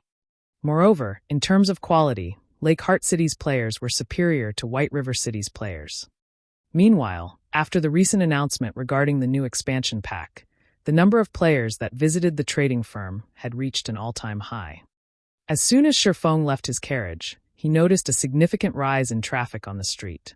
To secure as much of an advantage as possible in the upcoming conquest of the Ice Crystal world, the various large guilds had dispatched many of their experts to Lakeheart City. Shifeng quickly spotted members from 2 first-rate guilds, not to mention those from second- and third-rate guilds. It seemed as if Lakeheart City had become the Black Dragon Empire's central hub. The various large guilds gathered in the city in droves. This only confirmed Shifeng's need to hasten his plans. Immediately, he entered the Candlelight Trading Firm and visited the trading firm's warehouse. As Shifeng was about to enter the warehouse, Gentle Snow contacted him. Guild leader, I just investigated the new expansion pack. Highlord Katie Green has already established a massive teleportation pathway in the city's central plaza. Although players are prohibited from entering the plaza right now, a notice has been issued, stating that only level 50 and above will be permitted to use the pathway. Meanwhile, each player will have to pay a teleportation fee of 10 magic crystals, Gentle Snow said. With our guild's current stock, I'm afraid that we won't be able to send many players to the Ice Crystal world. Initially, she had been fiercely interested in the Ice Crystal world conquest since Zero Wing's branch guild was located in Lakeheart City. With the home ground advantage, Zero Wing would have a considerable edge when developing in this new otherworld. Unfortunately, not only had the system set a clearly defined level limit for players, but the teleportation fee was also 10 magic crystals per player. This price was simply excessive. Just sending a 1,000-man team to the new otherworld would cost 10,000 magic crystals. Moreover, 1,000 players wouldn't be enough if a guild truly intended to join the conquest.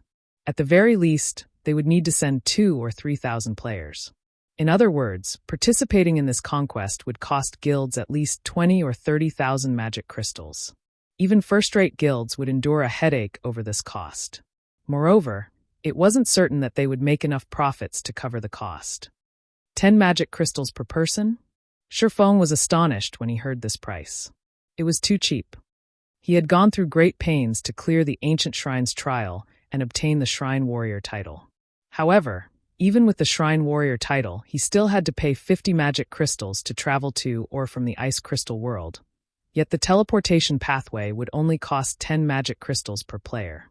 It was infuriating. Out of all of the otherworld conquests he had heard about in his previous life, the teleportation fee for this conquest was definitely the cheapest.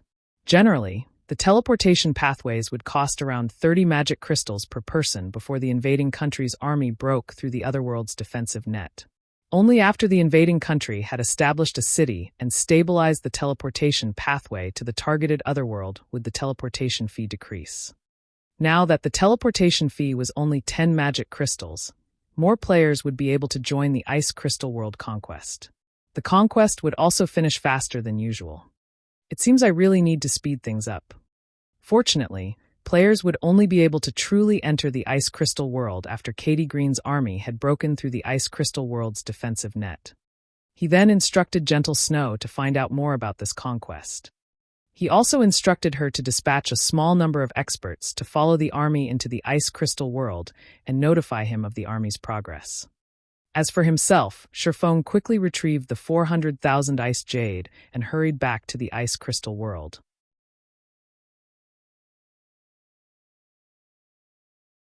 Chapter 1762, Cold Wind City's Number 1 Power. Chapter 1762, Cold Wind City's Number 1 Power. Ice Crystal World, the Snow Rift.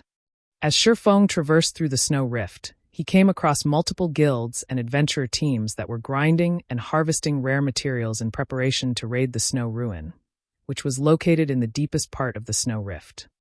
As long as players conquered the Snow Ruin, a path connecting the region of Cold Wind City to other regions would open. At that time, Cold Wind City could interact with a few other cities, and players here would be able to travel to more maps and acquire more resources. The various guilds, however, were trying to conquer the Snow Ruin to acquire city contribution points, enabling them to take control of Cold Wind City as soon as possible. After returning to Asura's residence in Cold Wind City, Sherfone noticed that the queue standing outside the residence had grown. The Asura Hall the Asura Adventure Team established is truly amazing. I never thought that it would be so wonderfully effective for training. I know, right? I've heard that 2 expert players sparred in one of the training rooms. After just an hour, both players saw a noticeable improvement to their combat standards. They can now defeat players that were of similar combat standards to them before with ease. That's nothing. Previously, one of my friends in the Adventurer Alliance had been stuck at 79% with his skill completion rates. After training in one of those training rooms for 1 hour, he had actually achieved a maximum skill completion rate of 84%. He could also maintain it at 81%. The 5 silver coins he spent for that room were worth it. Right now, the Asura Hall is packed with players. I really regret not joining the Adventurer Alliance sooner. I could have been training in one of those rooms by now. That's right. Now, everyone that has joined the Adventurer Alliance is queuing up for the training rooms. If we don't join in on the action, we'll get left behind. I've withdrawn all of the magic crystals I've stockpiled thus far. I've heard that if you pay in magic crystals, not only will it cost you 4 silver per hour, but you can even rent a training room for 2 hours per day. The independent players lined up outside Asura's residence all chatted about the Adventurer Alliance with great interest. The recently established Asura Hall had become the main topic of their conversations. Seeing this, Sherfone chuckled as he entered Asura's residence. Although he had only established the Asura Hall a few hours ago, it had already begun to serve its intended purpose. The first thing Sherfone did after returning to the residence was call a meeting with Yenya and the other Adventurer Alliance management members. "Commander, do you need us for something?" Yenya asked curiously. She and the other managers were all swamped with work. Just registering the new applicants for the Adventurer Alliance required a lot of manpower, not to mention the exchange work for materials and points. As the various rare materials market value fluctuated every day, the Adventurer Alliance had to adjust its prices constantly. Managing the Adventurer Alliance was many times more troublesome than managing the Asura Adventurer team. "How is the Adventurer Alliance's current situation?" Sherfone asked. Thanks to the Asura Hall, the Adventurer Alliance has become the #1 power in Cold Wind City. We already have over 300,000 members, and this number continues to climb. I don't believe it will be long before the Alliance has 1 million members, Yenya said, smiling. The Adventurer Alliance's growth had completely exceeded her expectations. If the Adventurer Alliance's member count reached 1 million, nearly half of the city's player population would belong to the Alliance. It would also have more members than all of the guilds in the city combined. With such a force, even if the Adventurer Alliance failed to gain true authority over Cold Wind City, the Alliance would be the city's absolute overlord. The Alliance's word would be law. So many people have already joined? Sherfone could not help but be surprised. Initially, he had expected the Alliance to gain 100,000 plus members at best, hitting 500,000 before things started to slow down. However, it would seem that he had slightly underestimated the value of the Adventurer Alliance's exchange services and the Asura Hall. Commander, that's not all. Many independent players have expressed interest in joining the Asura Adventurer team. They're hoping that we'll start recruitment soon. At the same time, several of the top-ranking adventurer teams in Cold Wind City have requested that we grant them some authority in the Adventurer Alliance. If we do, they'll join the Alliance immediately and focus on supporting the Alliance's development, Yenya said as she took out several contracts a few of Cold Wind City's top-ranking adventurer teams had proposed. Not only did the city's top-ranked adventurer teams wield considerable strength, but they also nurtured their own lifestyle players. Hence, they were not particularly concerned about joining an idle power like the Adventurer Alliance. As for the level 50 fine gold equipment and magic light sets the Adventurer Alliance offered, they could simply send some of their members to join the Alliance to purchase these items. They didn't need to join the Alliance as a whole. However, after the Asura Hall had opened to the public, the various adventurer teams in Cold Wind City had lost their calm. While they could take advantage of the Alliance's exchange services, sending a few of their members to join, all of their members needed to be in the Alliance to utilize the Asura Hall's training rooms. However, these top-ranked adventurer teams weren't willing to submit to Asura's management like the weaker teams. Hence, they wanted some authority within the Adventurer Alliance. Things have reached such a point already? Sherfone revealed a faint smile as he looked through the contracts. All right, even if they hadn't asked, I had planned to set up ranks within the Alliance. Since they've asked, I can use this opportunity to organize the ranks. The Adventurer Alliance was a massive collection of adventurer teams and independent players. Although the Alliance did not restrict its members' freedom, and members were allowed to leave whenever they wished, the Alliance needed to provide some assurances. However, as the Alliance had too many members, management would be troublesome. Managing the Alliance would be no easier than managing a large guild. Hence, the Alliance's members needed to be segregated into certain ranks. There were bound to be some people that contributed more to the Adventurer Alliance than others and vice versa. It was impossible to treat everyone equally. Otherwise, who would be willing to contribute to the Adventurer Alliance? If everyone was treated the same regardless of their contribution, then all of the players would only contribute the minimum necessary for their purposes. Following which, Sherfone divided the Adventurer Alliance's members into 4 ranks: Bronze, Silver, Gold, and Epic. Each rank would enjoy a different level of authority and different benefits within the Alliance. Players and adventurer teams' ranks would be based on their individual strength and contributions to the Adventurer Alliance. Among the 4 ranks, players and adventurer teams at the Bronze rank would receive a 10% discount when purchasing items and would have access to some high-ranked items that weren't available to normal members. Players and adventurer teams at the Silver rank would receive a 20% discount and every benefit Bronze members enjoyed, including the level of authority. Gold members would similarly receive a 20% discount. The Alliance would also provide a certain amount of resources and credits to Gold members each month. Overall, Gold members would enjoy the authority and benefits that upper echelons had in the various large guilds. Moreover, unlike guild upper echelons, Gold members were not bound by any restrictions. In addition, Gold-ranked adventurer teams would have the authority to manage one of the Alliance's branches. As for Epic rank, things were slightly different. There could only be 12 Epic-ranked adventurer teams at a time. An adventurer team's qualifications for Epic rank would be based on their placement in the Gold rank. In other words, the top 12 ranking Gold adventurer teams would become the Adventurer Alliance's Epic adventurer teams. Depending on the Epic adventurer team's abilities, They would be granted the authority to operate multiple branches. As for individual players, there was no set limit to how many individual players could reach the epic rank. Individual players could reach epic rank as long as they earned a sufficient contribution value and achieved a certain degree of strength. The Adventurer Alliance would give epic-ranked players priority when purchasing resources and other benefits that could easily rival what a large guild's vice-guild leader enjoyed. Commander, when the various adventurer teams and independent players learn about the new ranking system, they'll go mad with joy. However, if we do something like this, I'm afraid that, aside from needing a ton of resources, we'll also need massive financial support.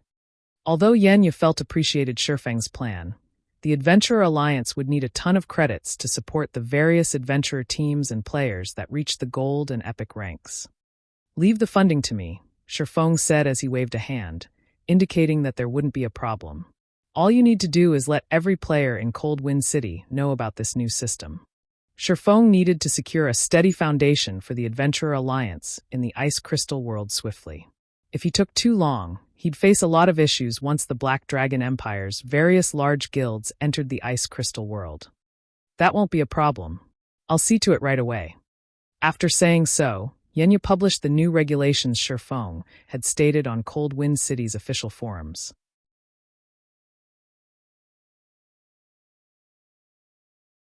Chapter 1763, Popular Alliance. Chapter 1763, Popular Alliance. After Yenya left the meeting room, Shifeng had someone gather the forging players the Adventurer Alliance had recruited thus far. If the Adventurer Alliance were to become self-sustaining, it had to have its own production team. Hence, before he had left Cold Wind City, he had instructed Yenya to recruit a batch of lifestyle players for the Alliance, and the Alliance would nurture these lifestyle players internally. For the 400,000 ice jades he had brought from Lake Heart City, selling them directly wouldn't be cost-effective. Only after the Alliance's advanced forgers crafted the ice jades into ice-resistance gemstones would the material show its true value. Although the Candlelight trading firm had quite a few advanced forgers, these advanced forgers had their own work to do. Candlelight simply couldn't afford to spare the time and manpower needed to handle 400,000 ice jades. Fortunately, the Ice Crystal World's lifestyle player standard was quite high. This was especially true for forging players that crafted weapons and equipment. One could easily find and recruit advanced lifestyle players. Around 10 minutes later, over 100 forgers had arrived to the meeting room. Every one of these players wore the advanced forger's insignia. If Shifeng led this group to Starmoon Kingdom, it would definitely shock the kingdom's various major powers. Even the Candlelight trading firm would be hard-pressed to show off over 100 advanced forgers. As for other trading firms and guilds, they had no hope of doing so.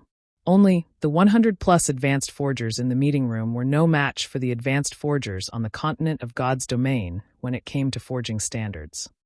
Currently, all 100-plus advanced forgers waited quietly in Asura's meeting room, clearly anxious and excited. This was because they shared the room with Shifeng, who in their opinion was unreachable. Their anxiety and excitement weren't just due to Shifeng's aura, but more so because he was the Asura Adventurer Team's commander and the Adventurer Alliance's creator. One could say that Shifeng was the true #1 player in Cold Wind City.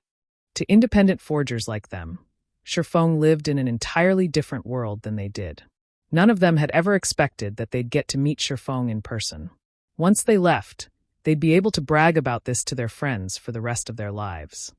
"You have already signed a partnership contract with the Adventurer Alliance. From now on, you are the Alliance's reserve members. You will be awarded contribution value based on your normal performance. Once you achieve a certain contribution value, you'll receive a promotion. Naturally, the higher your rank is within the Alliance, the better the benefits you will enjoy in the future. It is even possible for you to enjoy treatment and benefits rivaling vice guild leaders in large guilds, but with more freedom. Whether you reach this standard or not will depend on your personal effort." Hearing Shifeng's words, the advanced forgers were stunned, their mouths hanging open. They simply could not believe their ears. As long as they contributed enough to the Adventurer Alliance, they would receive promotions. Moreover, they might even earn the power and benefits large guilds' vice guild leaders enjoyed if they worked hard enough. Ordinary players like them couldn't hope to compare to large guilds' vice guild leaders. As for the benefits that came with such a position, holding the position for several years would earn them enough money that they wouldn't have to worry for the rest of their lives. They had dreamed of enjoying such benefits many times before, but they also knew that players of their caliber could never reach such heights. Yet now these benefits were now within their sight. Such a dream was no longer an illusion. Why wouldn't they be shocked and excited? And since Sockham was the Adventurer Alliance's creator, they knew that his words were true. Immediately, fighting spirit flared in the advanced forgers. They all wanted to get to work immediately. "Commander, tell us what you need us to do. We'll complete the task with perfection." "Commander, give us our task." None of these players were fools. There was no way Sockham had gathered them here just to tell them about the new ranking system and the corresponding benefits. He had definitely called them here to do something, and they all watched him with eager gazes. "All right, I won't mince words. I need you to help me refine an item," Sockham said, nodding in approval when he saw the fighting spirit burn in everyone's eyes. "However, this refinement is slightly unique. As you refine the item, you must not complete the final step. In other words, you won't receive any proficiency, but you will earn corresponding adventurer team points and contribution value. If you don't have any problems with this, you can head to the Forging Association now. We've already prepared special forging rooms for you. We'll send the necessary materials to you shortly." Refining ice jade was not easy. The ice jade itself was a rare material, and the complex refining process would take a considerable amount of time to complete. Meanwhile, the final process of turning an ice jade into an ice resistance gemstone had a very low success rate as well. Advanced forgers would have a theoretical success rate of only 20%. Only a master forger like himself had a slightly higher success rate of 30%. Including some support tools, he should reach a theoretical success rate of 35%. Although that was only a 15% increase, it was a massive improvement to any lifestyle player. Demand for ice jade was growing rapidly, and Gentle Snow couldn't collect as many as she had previously. To maximize the ice jades he currently had, Sockham decided to complete the final refining step himself. Although having advanced forgers complete most of the refinement process would reduce the production success rate slightly, the small decrease would be worth the large amount of time Sockham would save. Hearing Shokhang's instructions, the advanced forgers charged out of the room and dashed towards the Forging Association, afraid that others would get a head start on them. Elsewhere, Yenya quickly arranged the Adventurer Alliance's new regulations and published them on the forums. The moment the Alliance's new regulations went public, they dumbfounded every player in Cold Wind City. What's going on? Did the Asura adventurer just win the lottery? How generous. Does Asura have the support of some major corporation? Even if I have to settle for gold rank, I'll still make enough money to live without worry. All hail Asura. Crap. These benefits are even better than what some guilds offer. This won't do. I need to leave my guild and join the Adventurer Alliance right away. Everyone, independent players and guild players, was interested and tempted by the new benefits the Adventurer Alliance offered. Not only did the Adventurer Alliance place little to no restrictions on its members, but it also provided benefits that could rival that of guilds. Since that was the case, why wouldn't they join the Adventurer Alliance? To independent experts, these new benefits made the Adventurer Alliance even more attractive. Not only would they be free of stifling restrictions, but after they reached a certain rank, the Alliance would also pay them a certain amount of credits per month. Meanwhile, in Hecate's residence in Cold Wind City, several of Hecate's upper echelons stood in the glorious guild leader's office, wearing gloomy expressions. Is the Asura adventure team insane? It actually dares to offer such benefits to independent players? Asura has gone so far just to win the public's hearts. Isn't it afraid of going bankrupt? The Adventurer Alliance's new benefits shocked the upper echelons present. When the various large guilds recruited members, particularly members that were granted a fixed salary, they would impose strict restrictions, such as requiring them to raid a certain number of dungeons and bosses each day. Their members had very little freedom. After all, if their guilds did not do so, it wouldn't earn back the funds it spent on these members. However, the Adventurer Alliance was different. Its members had a lot of freedom, and the only real way the Alliance could make money was through its exchange services. If the Alliance granted its ranked members with such benefits despite such a limited income, the Alliance would hemorrhage money. Only a lunatic would offer such benefits. Interesting. Asura is stooping to such an unscrupulous method to monopolize Cold Wind City's rare materials? Carnage's expression darkened slightly. He then turned to the young woman beside him and asked, "How are the 12 heavens recuperating? And have we obtained the equipment from the Adventurer Alliance yet?" "They're already well rested.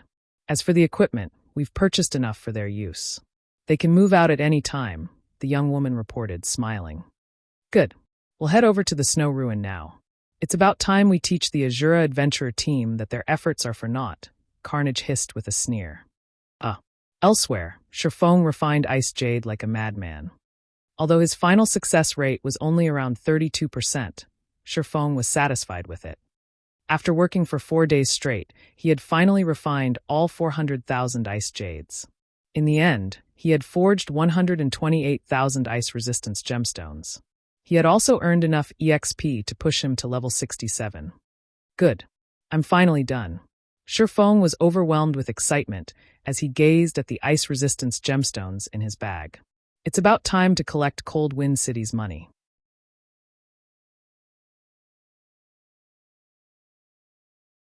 Chapter 1764, Unstoppable Price. Chapter 1764, Unstoppable Price. Silver sparkles of light glittered all over the dimly lit forging room. After tidying up the ice resistance gemstones and storing them in his bag space, Sherfong sorted them into groups. Not all of the ice resistance gemstones he had crafted were equal. The ice resistance they provided ranged between 5 and 8 points. When he sold them, he'd have to price them accordingly. And these were only the normal ice resistance gemstones. Thanks to the black steel insignia, Sherfong had a 3% chance of improving the attributes on an item he forged. Each of the ice resistance gemstones the black steel insignia had enhanced provided upward of 10 points in ice resistance. Naturally, these gemstones were worth far more than the normal ones. While Sherfong organized his bag space, Lifeless Thorn contacted him. "Commander, we have an urgent situation. Hecate has found a group of extraordinarily powerful players. Before this group arrived, Hecate had been stuck on the snow ruin's first underground floor, but now they're progressing through the dungeon rapidly. The guild's team recently surpassed us, entering the 4th underground floor. They are only one away from the final floor now," Lifeless Thorn said, greatly frustrated that Hecate's team had surpassed his in the raid. The snow ruin was like a regional dungeon. With each floor they descended, they would face greater challenges. Moreover, a team could only progress to the next floor after killing each floor's guardian boss. Despite the fact that he and his team had strived for the past 2 days, they still couldn't get past the 3rd underground floor. To make matters worse, they had to watch Hecate's members descend to the 4th underground floor while they had to wait for the guardian boss to respawn. Their raid progression is so fast. Sherfong was slightly surprised. He had read the reports regarding the snow ruin, so he knew how difficult the ruin was to raid. The 3rd floor's guardian boss was already a level 62 Grand Lord ranked archaic species. In addition, the boss had unique skills and fought in special environments that heavily favored them. Moreover, an ancient barrier enveloped the snow ruin that prevented the usage of any tools. Items such as the Bible of Darkness, summoning scrolls, and magic arrays were prohibited. Players had to rely on their own strength to clear the ruin. Even a 100-man team of Tier 2 players of the same level would struggle greatly to defeat the 3rd underground floor's guardian boss, yet Hecate had succeeded. This outcome truly exceeded Sherfeng's expectations. "Commander, why don't we call some of Asura's members from the main continent?" Lifeless Thorn suggested. The team he currently worked with was comprised of 100 of the strongest Asura members in Cold Wind City. He had even included Solitary 9 and Yenya, who were managing the Asura Adventurer team and Adventurer Alliance's affairs in the raid. However, they still couldn't get past the 3rd floor's guardian boss. Their only option left was to mobilize the Asura members still on the continent of God's domain. After a period of training, those members' combat standards had surpassed Cold Wind City's experts by leaps and bounds. Forget about it. Although doing so would increase the raid team's overall combat power, the increase would be very limited. "It isn't enough," Sherfong said, shaking his head. "Since the boss hasn't respawned yet, you should return and rest up. Once I'm done dealing with my matters, I'll take a look at the snow ruin's 3rd floor. If we can't find a way through the boss, it won't be too late to figure out another way. All right, I'll have everyone head back. Lifeless Thorn found Shifeng's plan reasonable. It was true that although, as for Shifeng taking part in the raid personally, Lifeless Thorn did not think that would make much of a difference either. The Snow Ruins Guardian bosses had to be defeated with the power of a team. There was a limit to how much an individual could contribute to the raid. However, Lifeless Thorn still looked forward to Shifeng taking charge of the raid team. They might very well be able to get through the 3rd floor with his help. As for the 4th floor, they'd have to find a way to deal with that Guardian boss when they came to it. If push came to shove, they could ask Zero Wing's experts for help. He was fully aware that the group from Zero Wing was far stronger than him. If these monstrous players took action, surpassing Hecate would be child's play. However, what Lifeless Thorn did not know was that Shifeng had never had any intentions of involving Zero Wing's members in the Ice Crystal World struggles. Moreover, now that Zero Wing had grown so large, the guild required manpower in many aspects. It could no longer afford to gather its top combatants. Following which, Shifeng spent half an hour or so categorizing the ice resistance gemstones, delight filling his eyes as he did. There were 42,651 gemstones that added 5 points of ice resistance, 37,332 that added 6 points, and 12,451 that added 8 points. Shifeng also had 2,921 gemstones that provided 10 points or more. Back on the continent of God's domain, 5-point gemstones currently sold for around 1 gold, 50 silver on the market. That was very close to the production cost. These were also the gemstones he had the most of, although he counted himself lucky since he had only crafted 40,000 plus 5-point gemstones out of the 400,000 attempts. Naturally, the 6-point gemstones were worth more, selling for around 2 gold. Most of the ice resistance gemstones on the market were 6-point gemstones. As for 7-point gemstones, they were slightly rarer and could sell for roughly 3 gold. The 8-point gemstones were very rare, selling for around 5 gold. Meanwhile, successfully forging over 33,000 7-point gemstones and over 12,000 8-point gemstones was truly beyond Shifeng's expectations. As for the ice resistance gemstones that offered 10 or more points in ice resistance, needless to say, they could easily sell for 10 gold or more. After all, ice resistance gemstones would always retain their value. Even if players only had a full set of 5-point gemstones, they would acquire more than enough ice resistance to deal with frosty environments and ice-type bosses. Shifeng then brought the ice resistance gemstones to Asura's residence, placing them in the Adventurer Alliance's trade window. He even placed the entry on the catalog's first page. However, unlike the catalog's other items, the ice resistance gemstones could only be purchased with the auction system. Moreover, players had to use both magic crystals and Adventurer Alliance points, with magic crystals having a higher priority. In other words, regardless of how many points players bid, the player that bid the most magic crystals would win the auction. The Adventurer Alliance points would only be used as a tiebreaker if the top contenders bid the same number of magic crystals. Meanwhile, Shifeng set the minimum bid for the 5-point gemstones at 4 magic crystals. Not wanting to post too many gemstones at a single time, Shifeng only posted 200 5-point gemstones.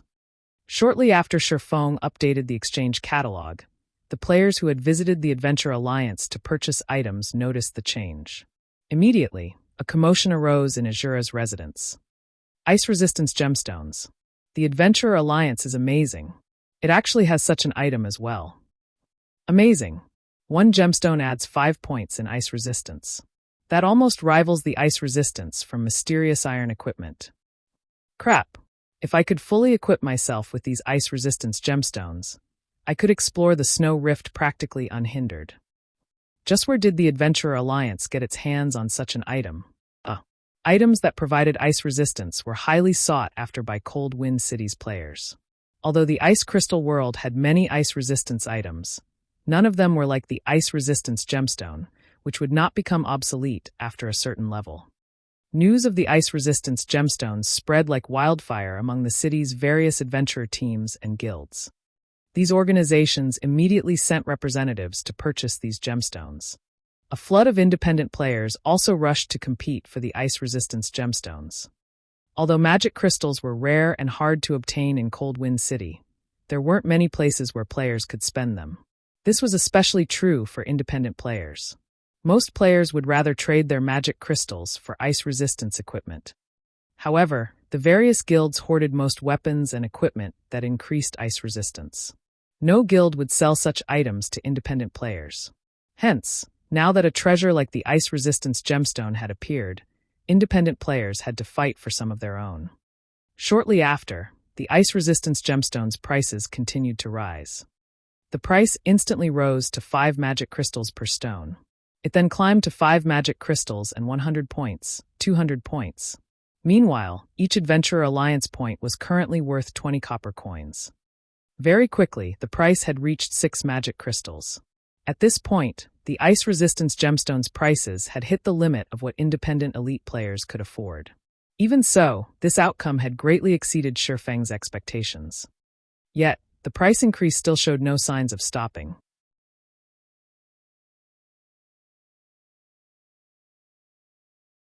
Chapter 1765, Frightening Profit. Chapter 1765, Frightening Profit.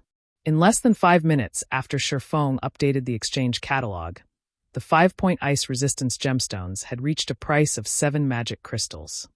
The demand for the gemstones had completely exceeded Shifeng's expectations. He had never thought that Cold Wind City's players would be so desperate for them.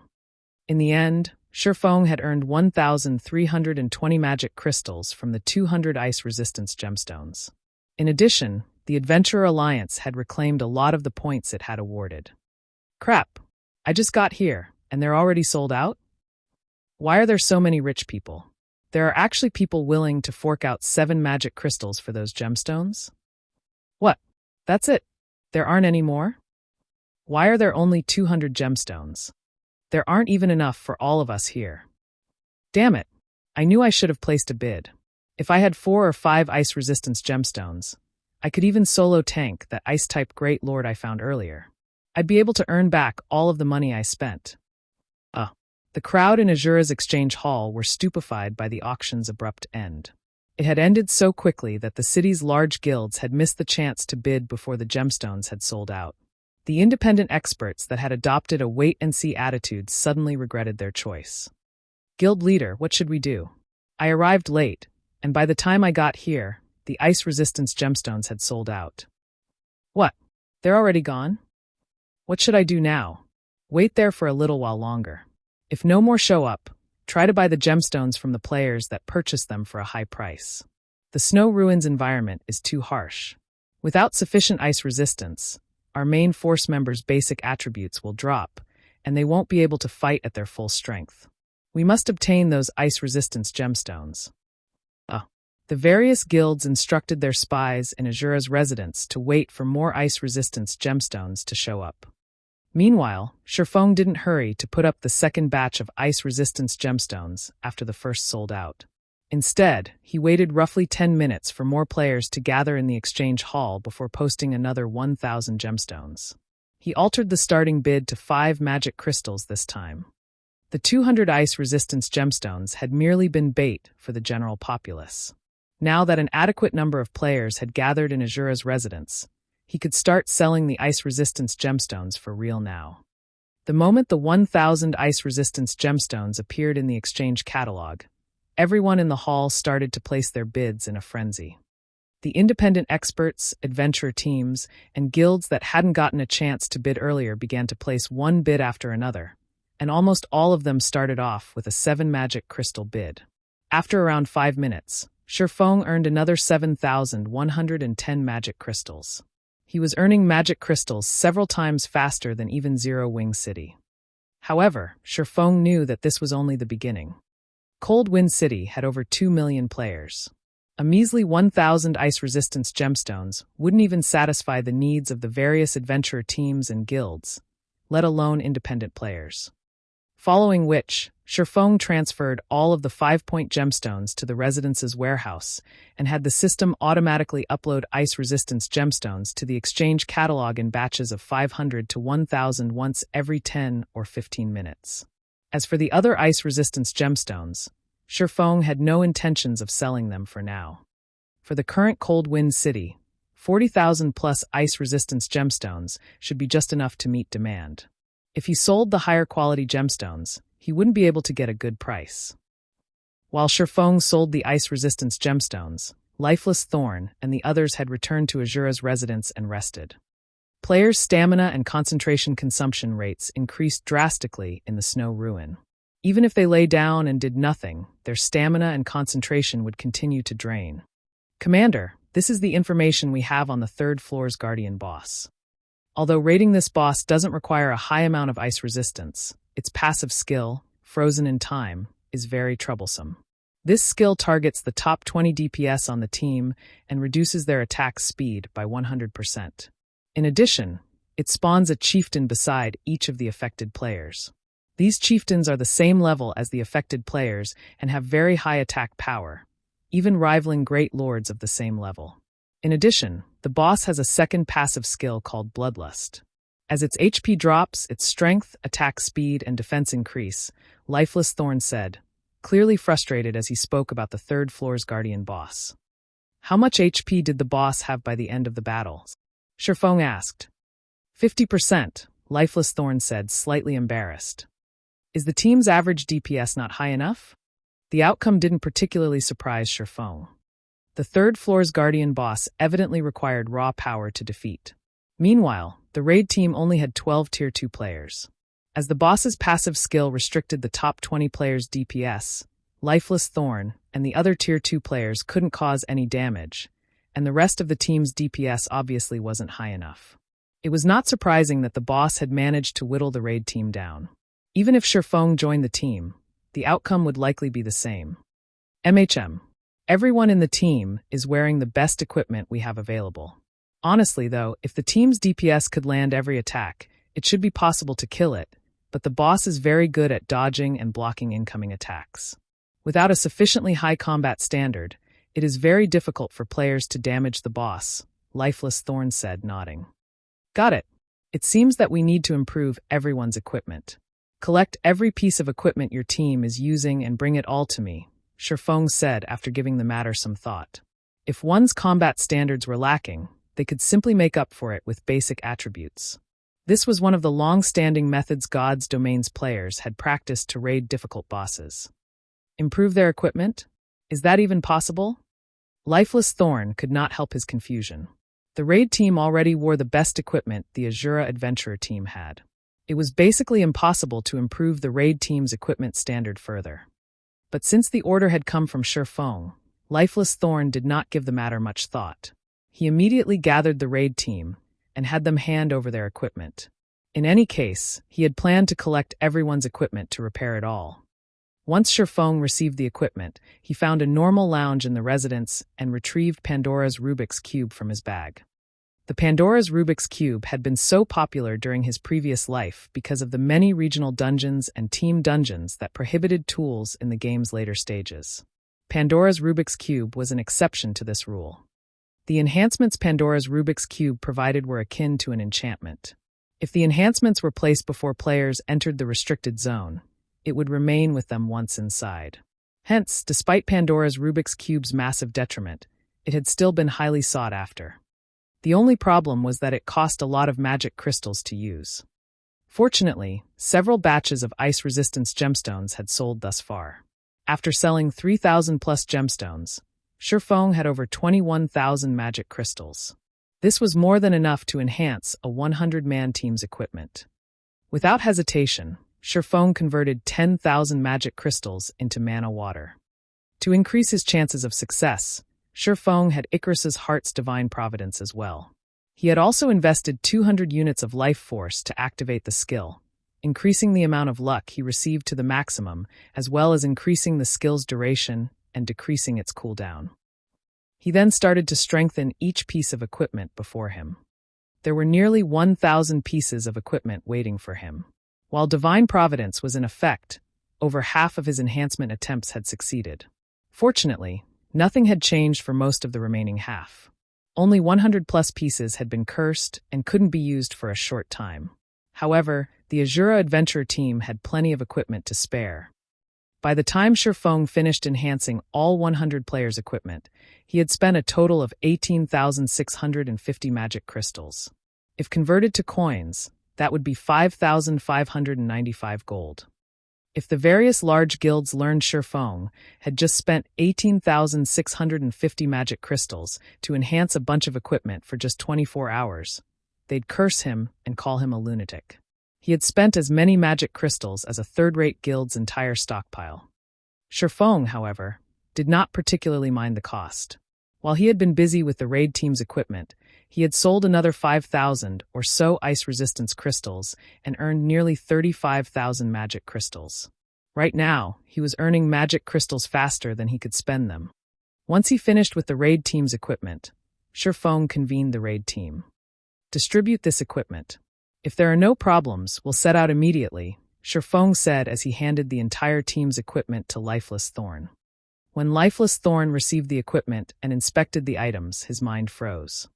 Commander, what did you do? The equipment's attributes have increased by so much. Lifeless Thorn could tell that most of the items Sherfong had handed him were the same items he had given the swordsman earlier, yet the attributes had undergone a massive transformation. He had never even heard of anything like this before. I only enhanced them slightly and gave every piece of equipment a temporary 15% attribute increase, Sherfong said. He had originally wanted to enhance the equipment with mana stones, but he hadn't had enough magic crystals on hand. Hence, he had to settle for the weaker version for now. 15%? For a moment, Lifeless Thorn wondered if he had misheard. If a piece of equipment were upgraded by a single rank, its basic attributes would improve by roughly 15%. In other words, Sherfong had effectively increased the raid team's overall equipment standard by an entire rank. Furthermore, the enhancement wasn't limited to basic attributes. Even the equipment's skills had been upgraded by 15%. When the raid team's members received the equipment, they couldn't help but gape at the items. They even wondered if these were the items they had worn originally.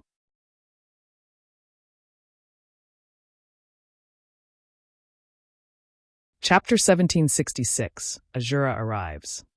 Chapter 1766, Asura arrives. Cold Wind City, Snow Rift. The Snow Rift was a mountain range that stretched for several hundred kilometers, blocking the path that connected Cold Wind City to other cities. As players ventured deeper into the mountain range, they'd encounter more powerful monsters, even bosses over level 100. It was not a place that current players could casually explore.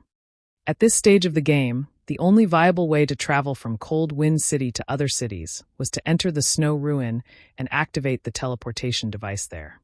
The teleportation device was connected to a teleportation array on the other side of the Snow Rift. To get a head start and reach other regions before others, the various adventurer teams and guilds in Cold Wind City had dispatched teams to the Snow Ruin and were frantically raiding it. Frost apes occupied the Snow Ruin's surroundings all year round. Not only were the Frost apes nimble, but they also knew how to arm themselves and fight like humans. Including the fact that they were used to the cold environments, they possessed very high combat power. Moreover, the weakest Frost ape around the Snow Ruin was a level 55 chieftain, with lords taking up the majority. The leader of each Frost ape patrol squad that wandered the Snow Ruin was even at the Great Lord rank. As the Snow Ruins area was a Frost ape nest, a very large number of Frost apes could be found around the ruin. Moreover, as players approached the Snow Ruin, they'd encounter stronger Frost apes. An ordinary 100-man elite team would have almost no chance of even getting close to the Snow Ruin, which even the Frost apes considered a forbidden land, let alone challenge the dungeon. Meanwhile, a short distance away, a 100-man team rapidly approached the Snow Ruin. Dozens of Frost apes charged at the team, including 5 great lords and over a dozen lords. Yet despite such a force, the 100-man team pushed the monsters aside and continued with ease. Seeing this, the other 100-man team some distance behind the advancing team could not help but grow envious. However, even though the other teams were jealous, they could do nothing about it. This was because the advancing team was Centurion Dynasty's main force. Every member was equipped with a minimum of level 50 mysterious iron equipment, with over half of their equipment consisting of level 50 secret silver equipment. A few of the leading figures even wore a few pieces of level 50 fine gold equipment. In contrast, the other teams barely had a handful of level 50 secret silver equipment among their players, not to mention fine gold equipment. These frost apes are really persistent. They're always like this whenever we come here. Even after we kill one of them, another one just takes its place. Just getting into the snow ruin costs us a considerable amount of stamina and concentration, a level 53, Tier 2 Shield Warrior complained. Currently, the Shield Warrior used his Dark Grey Tower shield to hold back 3 level 57 Great Lord-ranked Frost Ape captains. Although the Shield Warrior complained, his feet never stopped moving. He constantly maintained his aggro on the 3 Frost Ape captains, preventing the Great Lords from breaking past his team's defensive line and damaging to the rear line players. We're almost at the entrance. Ranged unit, prepare to open up a path. Everyone else, prepare to move. We can't waste too much stamina dealing with the Frost Ape Chieftain this time. Today, we must get through the first underground floor. A level 53, Tier 2 Berserker wielding a massive, silver greatsword shouted as he fought a Frost Ape captain on his own. Under the might of his Tier 2 skills, the Great Lord was forced to retreat. The players around the Berserker were in awe of the strength he displayed. This Tier 2 Berserker was none other than Sky Slicer, Centurion Dynasty's guild leader and one of Cold Wind City's top 10 experts. Meanwhile, roughly 500 yards away from Centurion Dynasty's team, a frost ape that was twice as large as the others watched the fight. This gigantic frost ape wore tattered armor and wielded twin sabers. Frost Ape Chieftain, humanoid creature Grand Lord. Level 58. HP 64,000/64,000,000. The Frost Ape Chieftain was the Snow Ruin's unofficial gatekeeper. The Grand Lord would attack any player that tried to approach the dungeon. Due to the Frost Ape Chieftain, many teams' expeditions to the ruin had been terminated before they got to it. Even the various guilds' main forces disliked dealing with the monster. As an ancient magic array, which increased stamina and concentration consumption, enveloped the snow ruin's surroundings, players would lose a considerable amount of these resources if they fought the Frost Ape Captain. Even if they defeated the Grand Lord without complications, they would have a harder time challenging the snow ruin. Hence, the various guilds always tried to avoid the Grand Lord and reduce any unnecessary stamina and concentration consumption to focus on the dungeon. As Centurion Dynasty's main force moved within 100 yards of the Frost Ape Chieftain, the Grand Lord roared and charged at the team. 9 Great Lord-ranked Frost Ape guards followed closely behind. Quicksand, hold the Chieftain. The other MTs, take care of the guards. Ranged unit, use everything you have to repel the guards. Everyone else, charge into the ruin. Sky Slicer hurriedly shouted.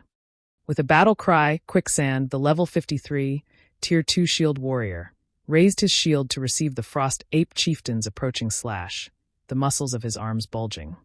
Boom! Quicksand was immediately forced to retreat by 5 steps, a damage over -10,000 appearing above his head. Meanwhile, the Frost Ape Chieftain's charge had abruptly halted. Though, seeing that its first attack had failed, the Grand Lord swung its other saber. Reacting quickly, Quicksand slanted his shield and deflected the attack, mitigating a significant portion of the force. At this time, the other MTs and Sky Slicer charged at the approaching Frost Ape guards. Under the combined bombardment of the team's ranged players, the team broke through the Frost Ape guards' blockade and opened a path into the snow ruin. After about 2 minutes, the team finally shook off the Frost Ape captain and guards and entered the snow ruin. The team's entry also forced the Grand Lord and Great Lords to give up their chase.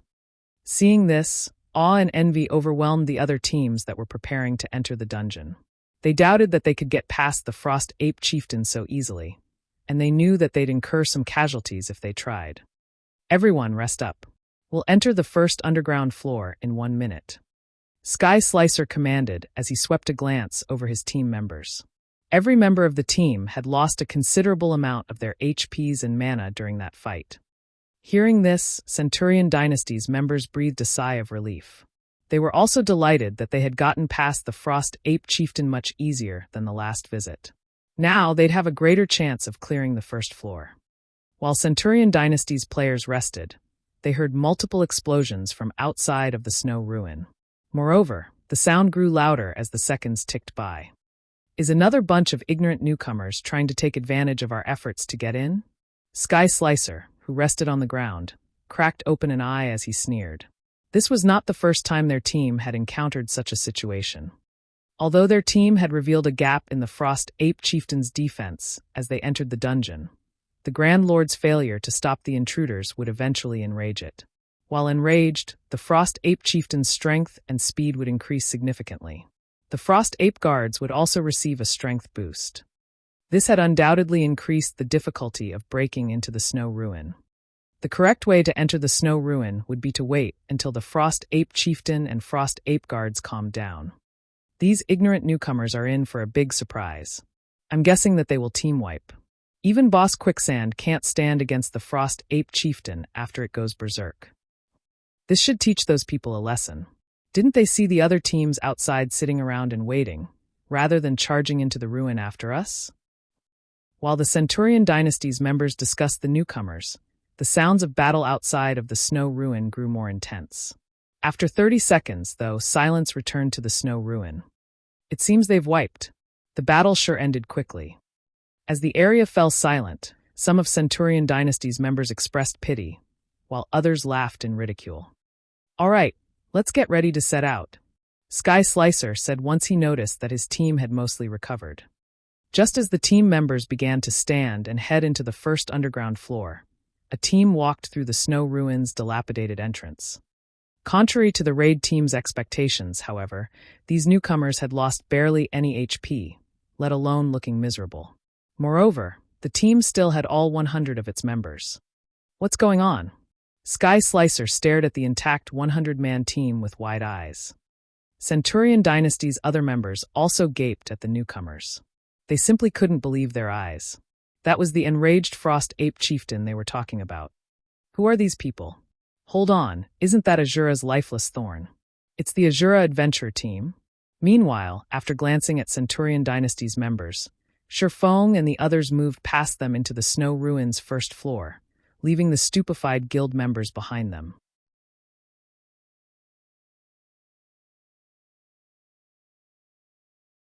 Chapter 1767, Hero Mode. Chapter 1767, Hero Mode. In the quiet, dilapidated hall, Centurion Dynasty's members only snapped out of their daze after Sherfong and his team had entered the first underground floor. So strong. They actually managed to enter the ruin despite going up against the enraged Frost Ape Chieftain. It's no wonder why they can reach the third underground floor. Why are they here again? Didn't they just head back to rest some time ago? That's Asura's commander leading the team. It seems that Asura plans to go all out in the raid. This is going to be interesting. I've heard that Hecate has also started raiding the Snow Ruin with everything they've got and has reached the fourth floor already. I wonder how Asura's raid team will fare? Although Asura is powerful, this is the Snow Ruin, where a team's overall strength matters more than the individual. I've heard that Hecate's main branch dispatched quite a few of its experts to ensure the guild's success in the raid. In terms of overall strength, Hecate's raid team should be far superior to Asura's. Asura will likely have a difficult time restoring its lost reputation. Indeed, the Snow Ruin's difficulty multiplies with each floor. Asura's team has been stuck on the third underground floor for several days now. Even if Asura's commander joins the raid, they'll probably still fail to beat the third floor's boss. Centurion Dynasty's members debated as they watched Asura's members depart. Although the Asura Adventurer team had displayed frightening strength thus far, it was still only an adventurer team. Its foundations couldn't compare to Hecate's. Asura plans to compete with Hecate for first clear? Sky Slicer revealed a smile as he watched Sherfeng's group disappear. It seems that we'll have to take advantage of this situation. Sky Slicer shared the opinion that Asura was no match for Hecate in the struggle for the Snow Ruin's first clear. This was because he had already acquired some internal information regarding Hecate, so he knew just how powerful its current raid team was. The team had 19 Tier 2 players alone, and the guild had gathered the majority of its top combatants for the raid. Meanwhile, including Sherfong, Asura's raid team had 13 Tier 2 players. Among them, 3 had only recently been promoted. Just in terms of Tier 2 combatants, Hecate had quite the lead over Asura. It was safe to say that the Asura Adventurer team had no hope of catching up to Hecate. However, Asura wasn't entirely out of options if it wished to catch up. It could increase its count of Tier 2 experts, but that was impossible to do in a short time. The only other way to increase its Tier 2 player count was to seek external aid. Meanwhile, Centurion Dynasty had the second highest Tier 2 expert count in Cold Wind City, with a total of 3. The other guilds and adventure teams didn't even have one. Asura would definitely seek cooperation with Centurion Dynasty to increase the number of Tier 2 players in its team. Naturally, Hecate would do the same. After all, if Asura gained the help of 3 additional Tier 2 players, the adventurer team would pose a significant threat. Once the Asura adventure team entered the snow ruin, Carnage, who currently fought on the 4th underground floor, received news of Asura's return. They've convinced their commander to help to restore their reputation. Carnage could not help but laugh when he read the report his subordinate had sent. Unfortunately, the Asura adventurer team no longer has a chance. Hecate will claim the snow ruin's first clear. Raiding the snow ruin was not an easy task. Players would face different challenges on each floor and would have to find different ways of progressing. Moreover, as players descended into the ruin, not only would they face stronger guardian bosses, but the boss's respawn rate would also grow longer. The bosses on the 1st and 2nd underground floors would respawn in 1 and 2 hours respectively. On the 3rd floor, however, the respawn time would increase to 4 hours. Since the 4th floor was one away from the last, its guardian boss would require 48 hours to respawn. The system had set such long respawn times to prevent other teams from disturbing the raid. In addition, the Snow Ruin's final boss was incredibly tough and required a lot of time to raid. Meanwhile, Hecate's team had reduced the 4th floor boss's HP to 50% already. They basically had this raid in the bag and would almost certainly progress to the 5th floor. Even if Asura reached the 4th floor, the adventurer team's efforts would be a waste. Not only would Asura fail to learn about the 4th floor boss, but it would also have to waste a full day for the boss to respawn. During this time, Hecate's team could research the final boss and find a way to defeat it. In other words, Asura's raid progress would lag behind Hecate's by at least 2 days. This was not an easy gap to bridge. Furthermore, some of Hecate's experts, who had left to challenge their Tier 2 promotions, should finish their promotion quests and return to the guild before the team raided the final boss. Then, Hecate would have even more Tier 2 players on its team. Meanwhile, Sherfong and his companions stood on the only teleportation array in the teleportation hall on the Snow Ruin's 1st underground floor. Esteemed adventurers, some of you already have the 3rd underground floor's mark. You may teleport directly to the 3rd underground floor. However, the Guardian boss has yet to respawn. Do you still wish to head to the 3rd underground floor? A translucent elder's soul, who stood beside the teleportation array, asked Sherfeng's group. It still hasn't respawned? Sherfeng frowned slightly. He then continued, Then, send us to the 3rd underground floor's hero mode. Sherfeng's declaration stunned his team members. Commander, that's the hero mode. Lifeless Thorn could not help but panic when he heard Sherfeng choose the hero mode. The Snow Ruin was a special regional dungeon that had 2 difficulty settings, normal and hero. The 2 modes were independent and players would be sent to different spaces depending on the mode they chose.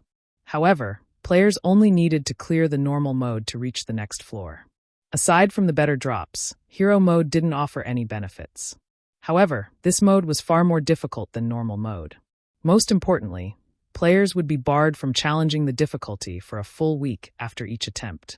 But before Asura's members could dissuade their commander, Sherfeng confirmed the teleportation to the 3rd underground floor's hero mode.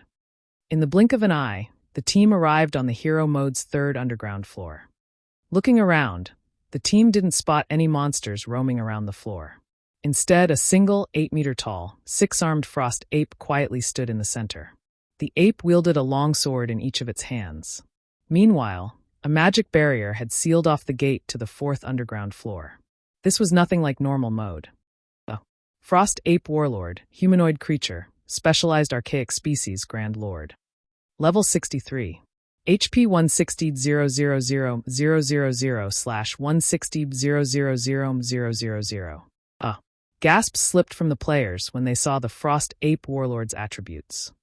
The hard mode Frost Ape Warlord was much stronger than the boss in normal mode. In normal mode, the Frost Ape Warlord was only a level 62 Grand Lord ranked archaic species. It only had 120 million HP and 4 arms as well. However, not only was the Frost Ape Warlord before them a specialized archaic species, but it also had 6 arms and 160 million HP. Of the players present, only Shifeng maintained his composure. Other players might be intimidated by a hero mode regional dungeon, but Shifeng, who had raided Otherworld's hero mode regional dungeons in the past, knew that there wasn't much of a difficulty difference between this mode and normal mode. The combat power of the monsters inside the dungeon would increase by roughly 20% to 30% only. Their HPs as well would increase between 30% to 50% only. Now that his team's basic attributes had increased by 15%, clearing the Snow Ruins hero mode wasn't exactly impossible. Furthermore, he had originally wanted to raid the Snow Ruins hero mode. He was accelerating his plans. A specialized archaic species? After glancing at the Frost Ape Warlord, Shifeng took out a bunch of weapons and passed them to his team members. From now on, everyone is to use the weapon I give you and listen to my instructions. If you don't listen and use the weapons casually, I'll banish you from the adventure team. Hearing Shifeng's determination, his companions couldn't help but shudder.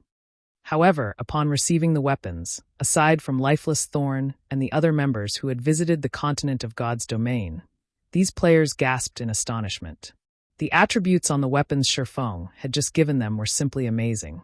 These new weapons were much stronger than their current weapons. As they watched Shifeng hand out the weapons, Lifeless Thorn and the others, who had been quite anxious, beamed. Others might not realize exactly how powerful these weapons were, but they knew. These mana weapons could dramatically boost their combat power and allow them to exert power that could transcend tiers. Now, they'd even be able to take on a mythic monster without fear, much less a Grand Lord-ranked specialized archaic species. Unfortunately, since mana weapons weren't indefinite, they couldn't be used casually. Alright, now that everyone has a mana weapon, let's get to work. Solitary, you'll start the raid. Shifeng commanded once everyone was properly equipped. On it.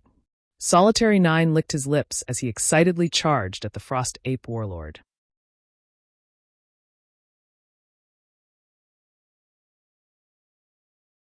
Chapter 1768, Sockham's Blade. Roar. As Solitary 9 came within 150 yards of the Frost Ape Warlord, the Grand Lord abruptly opened its eyes and let loose an angry roar that echoed throughout the third underground floor. Even the ground trembled at its bellow. Without waiting for Solitary 9 to reach it, the Frost Ape Warlord advanced, its body transforming into a powerful gale as it charged at the Shield Warrior. In the blink of an eye, the Ape Warlord arrived before Solitary 9 and swung one of its long swords at the Shield Warrior. Reacting quickly, Solitary 9 raised his shield slightly and deflected the Ape Warlord's longsword, sending the weapon crashing into the ground beside him. Immediately after, he tightened his grip around his one-handed axe and swung it at the Ape Warlord, silver divine runes appearing on the head of the axe as it moved. Tier 2 skill, Angry Blow.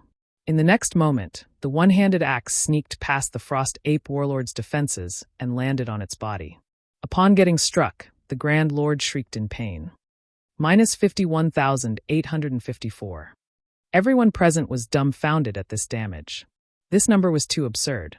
Previously, when going up against the normal mode Frost Ape Warlord, Solitary 9 could deal only a little over minus 20,000 damage when using a Tier 2 skill.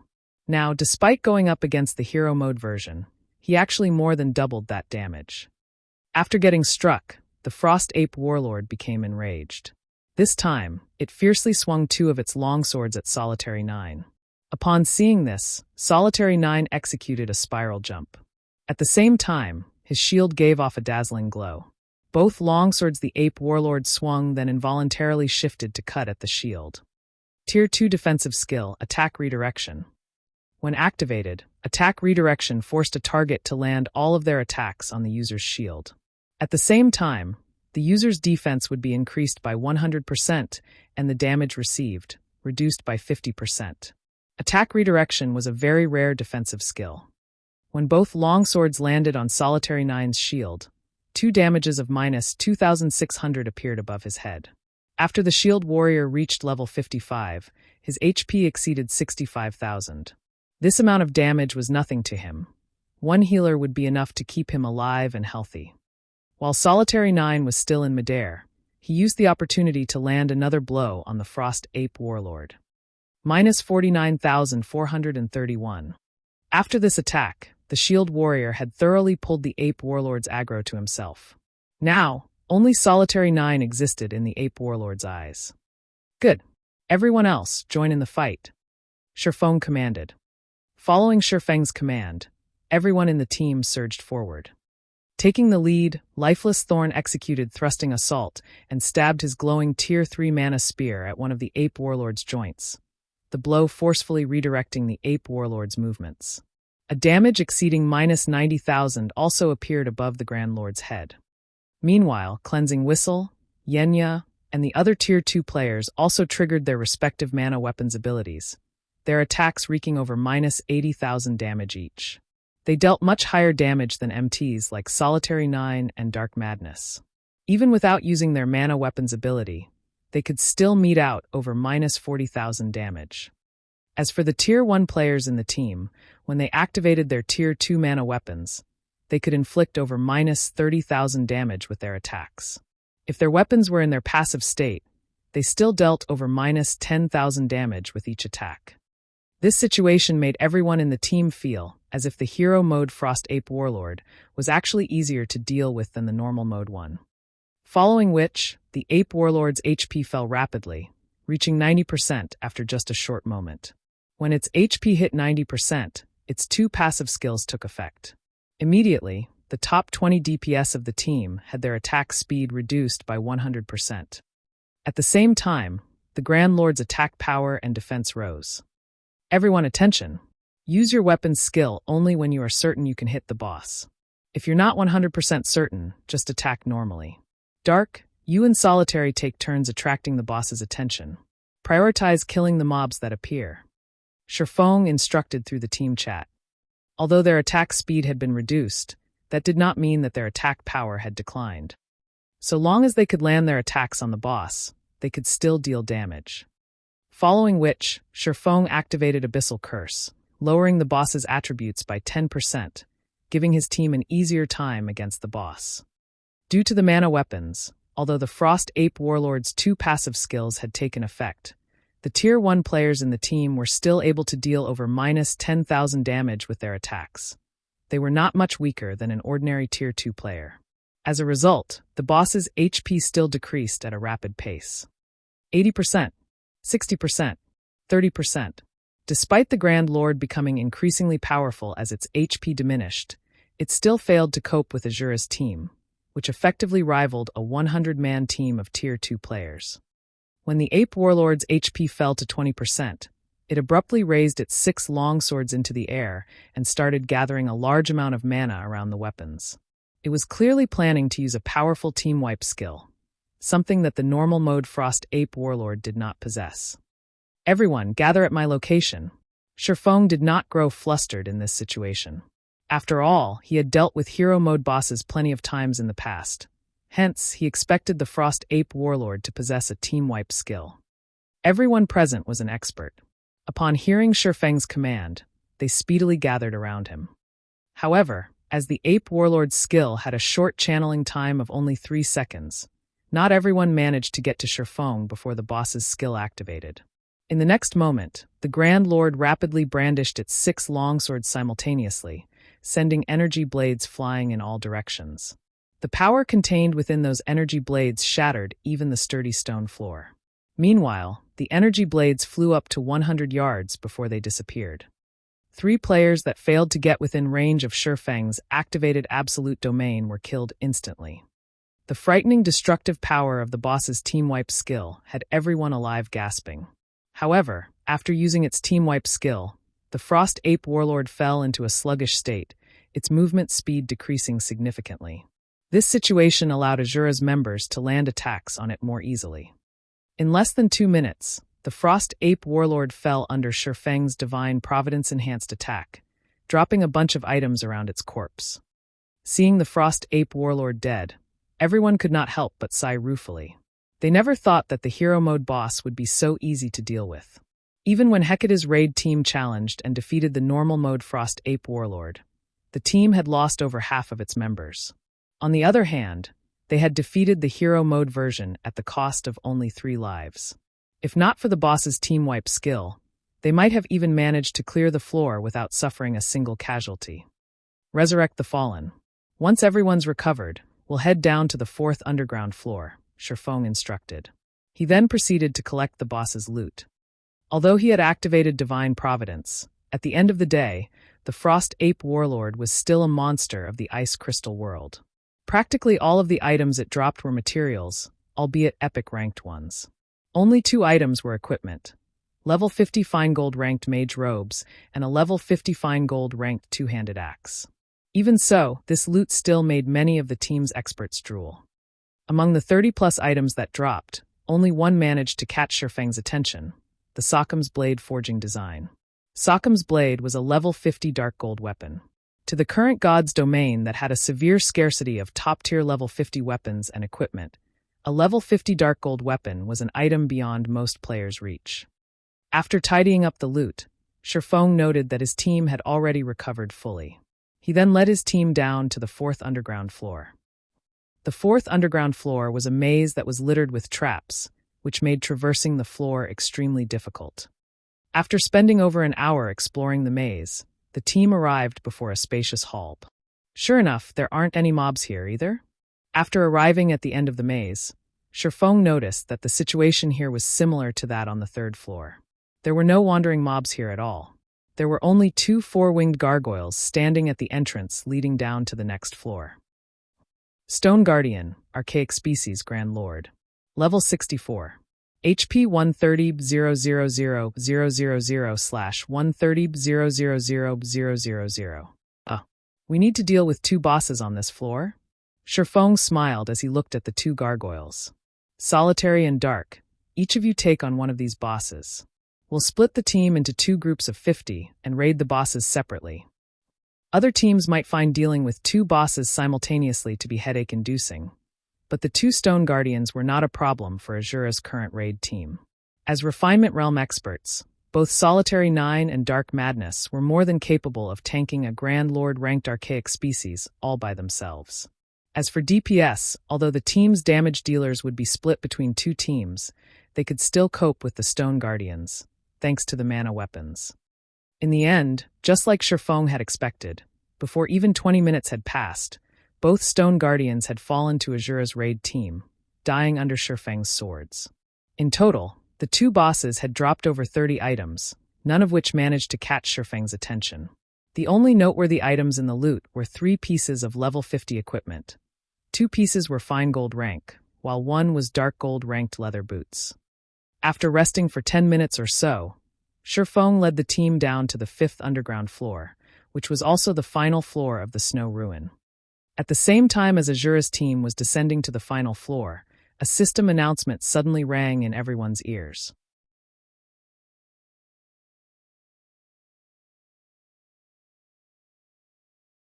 Chapter 1769. Hero Mode First Clear. Chapter 1769. Hero Mode First Clear. Cold Wind City Region System Announcement. Congratulations!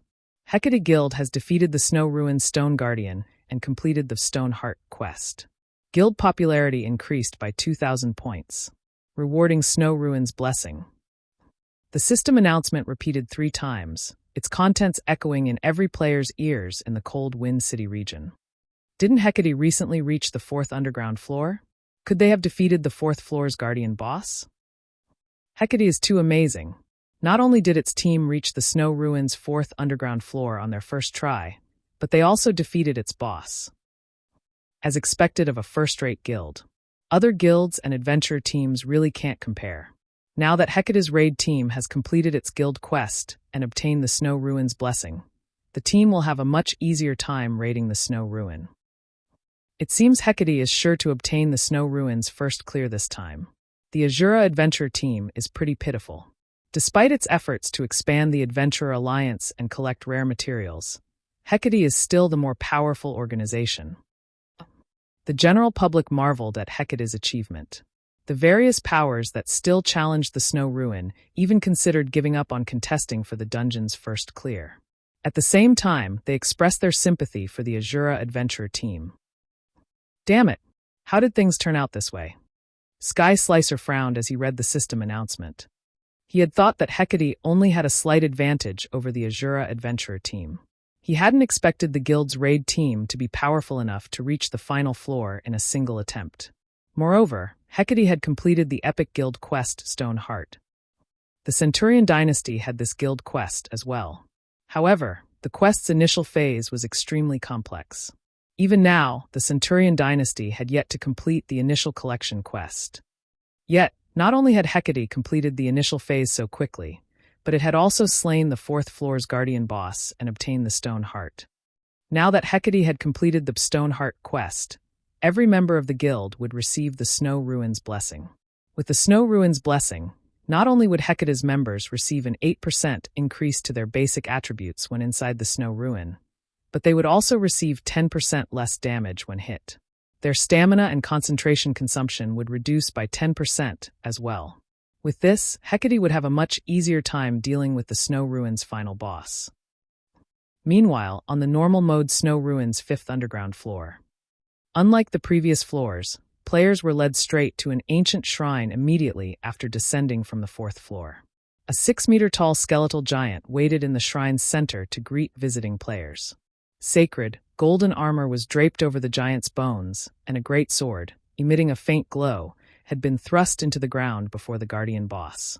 Although the skeletal giant stood there, doing nothing, it radiated an indescribable sense of majesty and power. Skeleton King, Undead Specialized Archaic Species, Grand Lord. Level 65. HP 220,000,000/220,000,000. Currently, a group of players stood outside the shrine with resolute expressions. This group was none other than Hecate's main force. Good. Now that we've completed our quest, and the Snow Ruin's blessing is in our hands, we'll proceed according to plan. We'll prioritize defense and study the boss's movement patterns and skills first. Once we have a clear idea of what we're dealing with, we'll raid it with everything we've got. Carnage said, smiling as he looked at the system announcement. Vice Guild Leader, you're being overly cautious. We just got an 8% boost to our basic attributes and a 10% damage reduction. Although the boss is a specialized archaic species, it is only a Grand Lord, a 2-meter-tall, robust shield warrior said, flashing the Skeleton King a contemptuous look. The 11 players around the robust man nodded in agreement. They were not taking the Skeleton King seriously whatsoever. However, the other Hecate members broke out in a cold sweat as they listened to the shield warrior. Only Hecate's 12 heavens would dare to make such a claim. Anyone else would likely be terrified of challenging the Skeleton King, much less make light of the boss. However, Hecate's 12 heavens were indeed qualified to make such a claim. Not only were all 12 of them Tier 2 players, but they also wore dazzling equipment. The most inferior piece on them was level 50 Secret Silver rank, with the majority consisted of level 50 Fine Gold rank. Some even wore epic equipment. As for their levels, all 12 were level 55. Their combat standards were also ridiculously high, and even a refinement realm expert like Vast Heaven could not last more than 20 moves against them. It was also due to the 12 heavens that Hecate had qualified to begin its path towards becoming a super first-rate guild. It's better to be safe than sorry. I don't want to waste too much time on the Snow Ruin, Carnage responded indifferently. He was very familiar with the 12 heavens' strength. All 12 were Hecate's apex combatants. All right, let's start the raid. As soon as Carnage gave out the command, the 12 heavens charged forward with everyone else following closely behind them. The moment the 12 heavens set foot in the shrine, emerald fire flashed in the Skeleton King's hollow eye sockets. The skeletal giant then turned to the approaching players.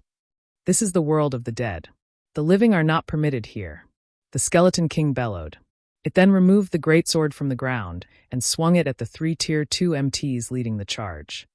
Purple flames burst forth from the Skeleton King's greatsword, threatening to devour the players. However, just before the purple flames reached the Tier 2 MTs, a Tier 2 elementalist at the rear line chanted an incantation and pointed her staff upward. Tier 2 defensive spell, Frost Barricade. In the next moment, a translucent barrier of ice formed before the 3 Tier 2 MTs, blocking the path and preventing the purple flames from reaching them. Only after the purple flames dissipated did the Tier 2 Elementalist forcibly remove the Frost Barricade. When the Frost Barricade disappeared, the 3 level 55 Tier 2 MTs took action simultaneously, sneaking 3 Tier 2 skills past the Skeleton King's defenses and striking the Grand Lord directly. Each skill dealt over minus 20,000 damage. The round of attacks also solidified the 3 MTs' hold on the Skeleton King's aggro. Once the other Hecate members were in position, they bombarded the Skeleton King with their own attacks. The Skeleton King's single-target attacks were far more powerful than those of the previous Guardian bosses. Even its normal attacks could push a Tier 2 metric tons backward by over a dozen yards and cause over minus 26,000 damage. Moreover, this was after the Tier 2 metric tons had blocked the attack with their shield. If the Tier 2 MTs received one of the boss's single-target skills with their shields, they would lose over minus 50,000 HP. If the MTs failed to block a skill attack, it was safe to say that they would die instantly. Moreover, every time the Skeleton King's HP fell past a certain threshold, the boss would summon a large group of skeleton warriors. If these skeleton warriors were not defeated within a certain time, the Skeleton King would convert them into HP. To make matters worse, the Skeleton King would randomly cast Hellflame, an AoE spell. The boss aimed this spell at random targets each time it cast it, not the 3 MTs. If players came into contact with the Hellflame, even an MT would not last more than 2 seconds. Overall, the Skeleton King was a very tough boss to raid. However, every member on Hecate's raid team was an expert. This was especially true for the 12 Heavens 3 MTs. The 3 Tier 2 MTs would systematically rotate in and out of battle, taking turns tanking and landing hits on the boss. Their timing and positioning were extremely accurate, and this just barely allowed them to face the Skeleton King head-on. Only doing so was a considerable burden on the rear-line healers. Not once had the healers stopped casting their spells since the raid had begun. Moreover, the healers had to avoid the skeleton warriors and Hellflame attacks from time to time. In such a way, Hecate's raid team whittled down the Skeleton King. When the Skeleton King's HP fell to 50%, the Grand Lord went berserk and emerald fire wrapped around its greatsword. Seeing this, Carnage commanded every player with a berserk skill to activate it. By the time the emerald flames faded, less than 70 players remained standing. Fortunately, all 3 Tier 2 MTs were still alive. However, this reduction in combat power made defeating the skeleton warriors far more difficult for Hecate's members. As both sides fought, both the Skeleton King's HP and Hecate's member count continuously decreased. 20%, 10%, 5%.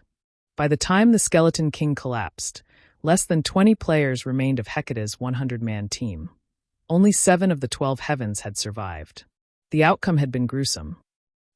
Cold Wind City Region System Announcement.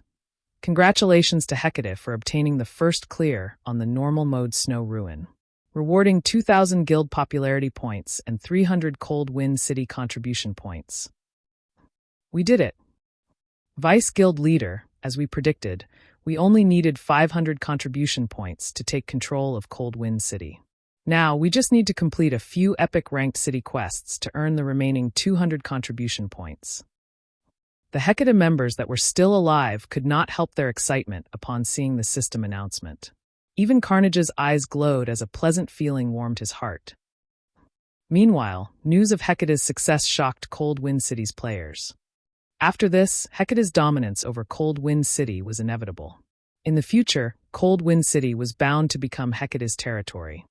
However, as everyone expressed their surprise over the news, another system announcement reached their ears. Cold Wind City Region System Announcement. Congratulations to the Asura Adventurer team for obtaining the first clear on the Hero Mode Snow Ruin, rewarding Hero's Key and 500 Cold Wind City contribution points.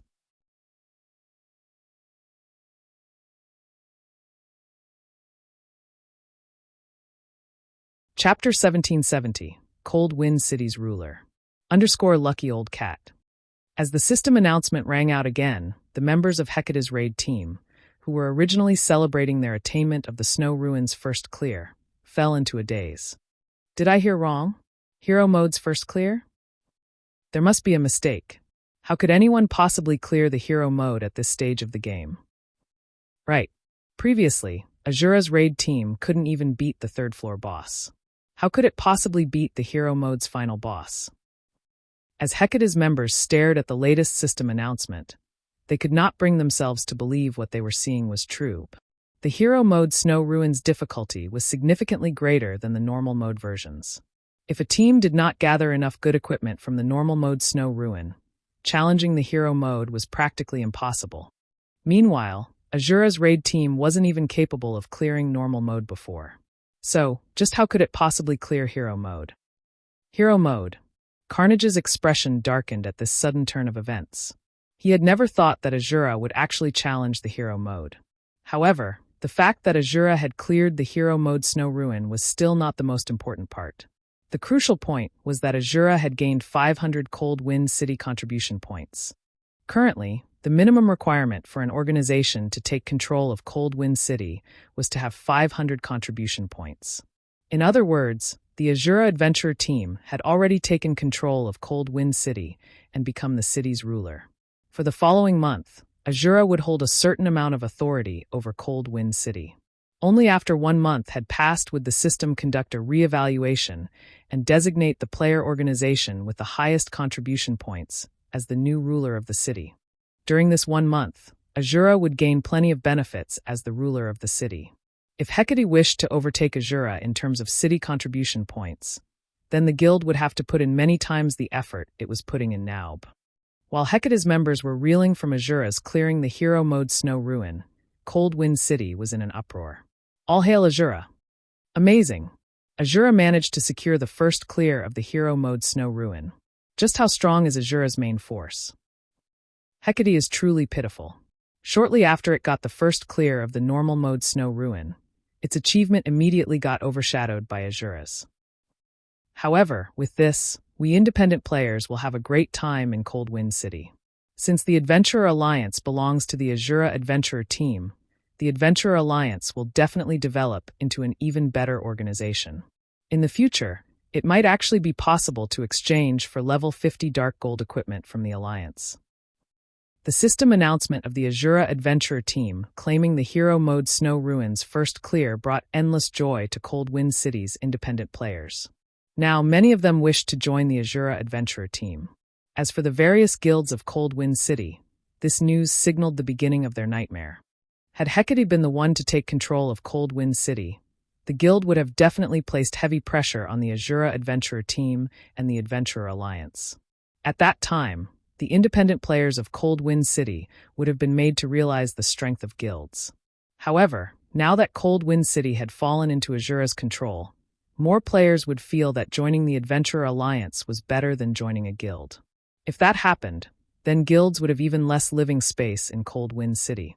Meanwhile, Sky Slicer of the Centurion Dynasty was also dumbfounded when he received the system announcement. He simply could not fathom how the Asura Adventurer team had accomplished such a feat. That was the hero mode Snow Ruin they were talking about. Even Hecate's raid team, which had 19 Tier 2 players, did not dare to challenge hero mode. Yet, Asura had managed to clear it with just 13 Tier 2 players in its team. No matter how he looked at it, this had to be a joke from the system. With this, his plans to take advantage of the situation to gain some benefits for his guild were ruined. To make matters worse, his guild's living space in Cold Wind City would even get further constricted. While the outside world was in an uproar over the latest system announcement, inside the hero mode Snow Ruin's 5th underground floor, Sherfone was currently collecting the Skeleton King's loot. As for everyone else in the team, they were lying on the floor and panting in exhaustion. In hero mode, the Skeleton King was a bona fide level 65 mythic monster. If not for Solitary 9 and Dark Madness constantly activating their Tier 3 mana weapons and taking turns tanking using their Berserk skills, the team would have been annihilated. As for the Hell Flame the Skeleton King used, it was basically a large-scale destruction spell. Whenever the Skeleton King used Hell Flame, the team had to rely on Sherfeng's absolute domain to survive. When the battle was over, the team had less than 40 survivors. Close to the end of the battle, even Solitary 9 and Dark Madness had died under the Skeleton King's flaming greatsword. The rear-line healers couldn't keep up with the Skeleton King's DPS at all. Fortunately, after Shifeng activated his Berserk skill, the team had managed to make it through the final stretch and defeated the Skeleton King. Meanwhile, the Skeleton King's death brought everyone two big surprises. The first one came in the form of a massive amount of EXP. The surviving members of the team received EXP equivalent to an entire day's worth of grinding. The second one was the appearance of a jackpot. The Skeleton King dropped so many items that just picking them all up took Shifeng quite a lot of time. In total, the Skeleton King's jackpot had over 200 items. Among them, more than 180 consisted of rare materials, mana stones, and magic crystals. As many as 5 mana stones had dropped. Quite a few of the rare materials were the main materials required to produce level 50+ dark gold weapons and equipment. Every material was worth a considerable amount of money. Among the remaining items were 1 weapon _ epic ranked greatsword named Incineration Blade, and 7 pieces of equipment. The weapon was none other than the greatsword the Skeleton King had used, which was not only very powerful but also very stylish. As for the equipment, they were either level 50 dark gold equipment or level 55 fine gold equipment. The sight of these 8 items caused everyone's eyes to sparkle. Monsters rarely dropped weapons and equipment in the Ice Crystal world. Let alone dark gold rank, even fine gold weapons and equipment were extremely rare. As for epic weapons, those were practically myths in Cold Wind City. However, Shifeng had no intention of distributing the weapons and equipment to any specific person.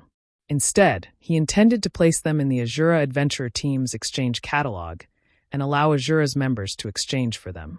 These items would serve as an incentive to motivate Asura's members to work harder. Meanwhile, for the team operation this time, he also granted everyone their deserved contribution points, which could be used to exchange for the items they wanted. The remaining dozen or so items included 3 master-ranked potions, 2 Tier 3 magic scrolls, a design for level 50 dark gold-ranked cloth armor robes, and a design for level 50 fine gold-ranked plate armor arm guards. There was also one item in particular that surprised Shifeng, and that was the Hell Chariot design. When Shifeng picked up the ancient tome, which was even twice as thick as a dictionary, and read the name Hell Chariot design written on the cover, for a moment, he actually thought he was hallucinating. A war chariot. This was a weapon meant for large-scale battles. It possessed not only frightening destructive power, but also the ability to ferry large numbers of players across long distances. A high-ranking item that could be used to conduct ambushes and field battles, it also had excellent siege and defensive capabilities. Compared to a war chariot, the miniature ballista was no different from garbage. The miniature ballista moved very slowly and took a very long time to load. It also had no defensive capability and, hence, could be destroyed easily. In contrast, a war chariot was very fast and boasted powerful defensive capabilities.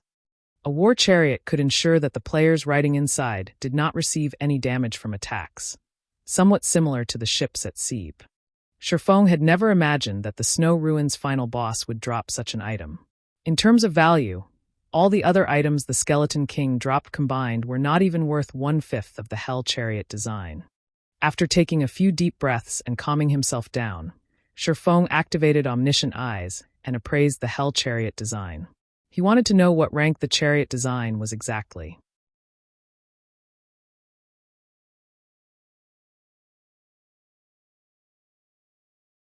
Chapter 1771, Hell Chariot. _Lucky Old Cat.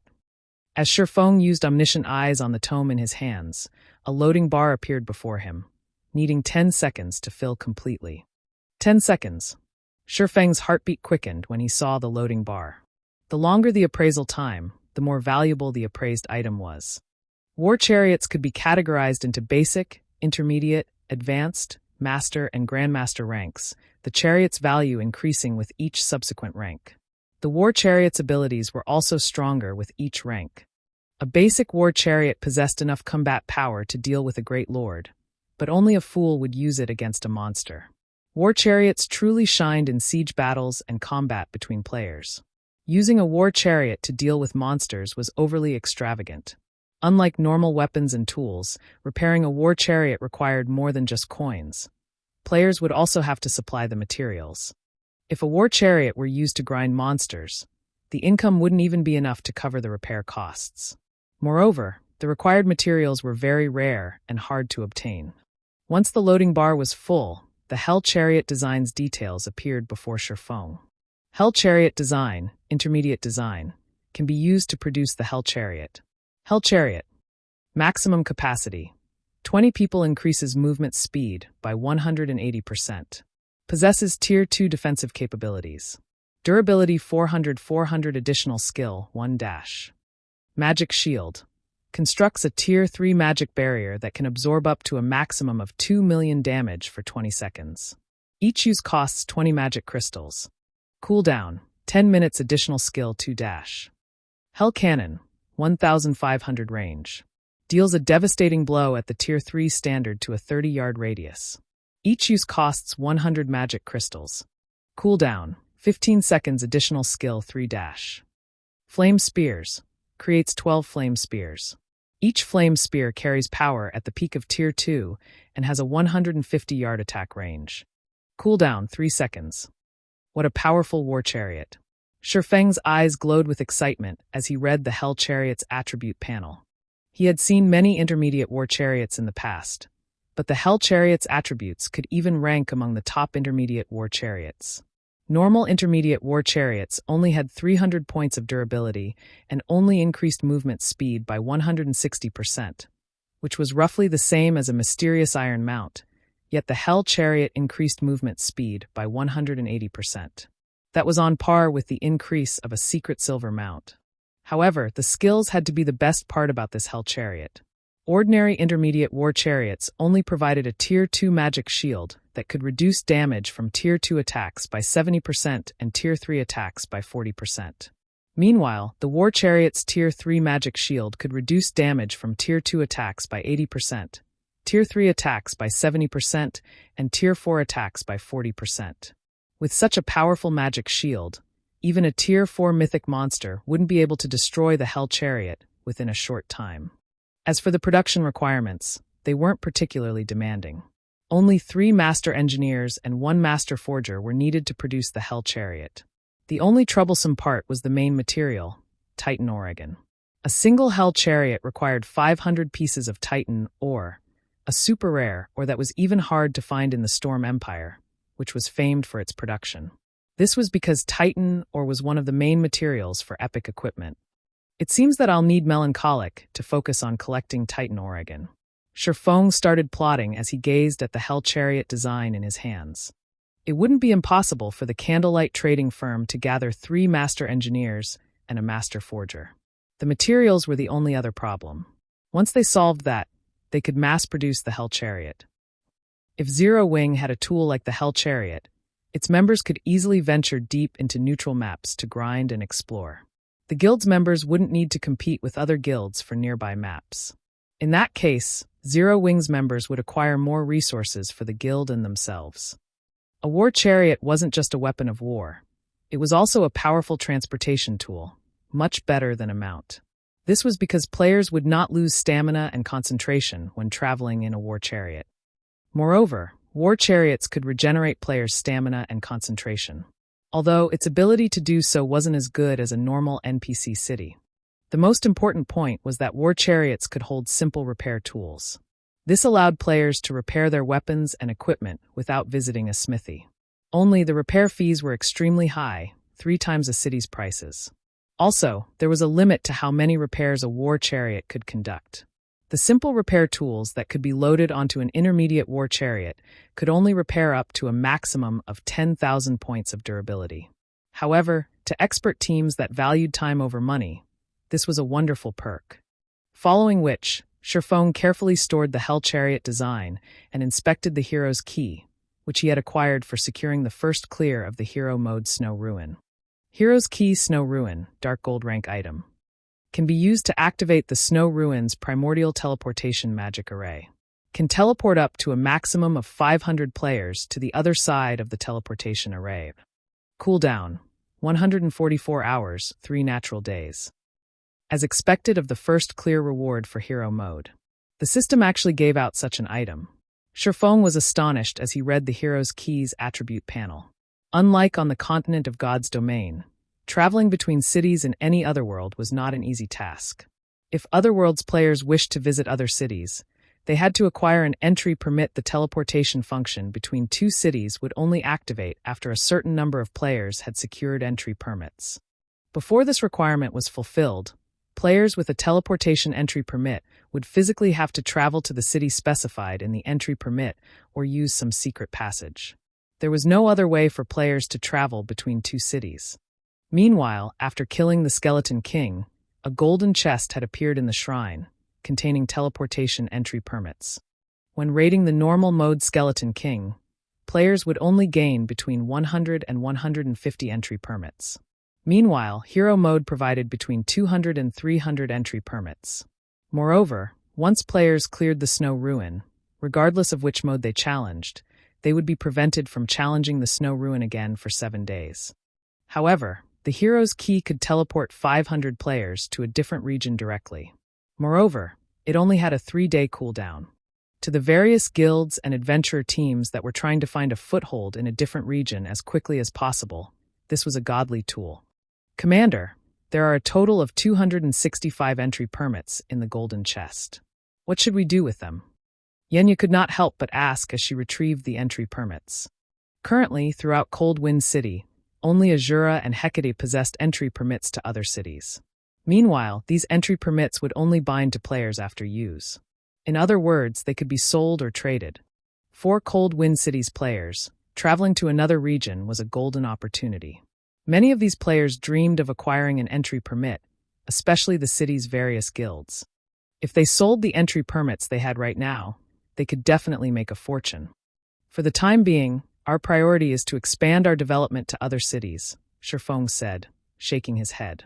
Head back to Cold Wind City immediately and find some experts and trustworthy management individuals that are willing to develop in another city from the adventurer team. Have them gather in the residence. I'll head over to meet with them once I've finished my task. The Black Dragon Empire's various large guilds were preparing to travel into the Ice Crystal world. To secure more of this otherworld's resources for Zero Wing, the Asura adventurer team had to occupy more cities in the Ice Crystal world. Otherwise, once the Black Dragon Empire's various large guilds arrived in the Ice Crystal world cities, it would become far more difficult for Asura to secure a foothold in those cities. After all, both Asura and Zero Wing were far from a match for the Empire's large guilds in terms of resources and manpower. We're expanding our development to other cities? Yenya's eyes sparkled with excitement upon hearing Sherfeng's words. She was painfully curious about the Ice Crystal world's other cities. Cold Wind City was only a minor city, not one of the otherworld's main cities. Following Sherfeng's command, Yenya promptly left the Snow Ruin to gather the Asura adventurer team's expert players. As for Sherfong, he made his way to Cold Wind City's City Hall.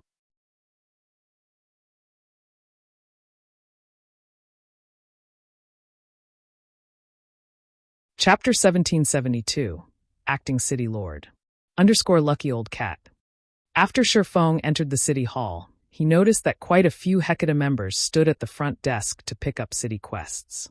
It was evident that Hecate had no intention of giving up on Cold Wind City, and was preparing to compete for the city's authority once again.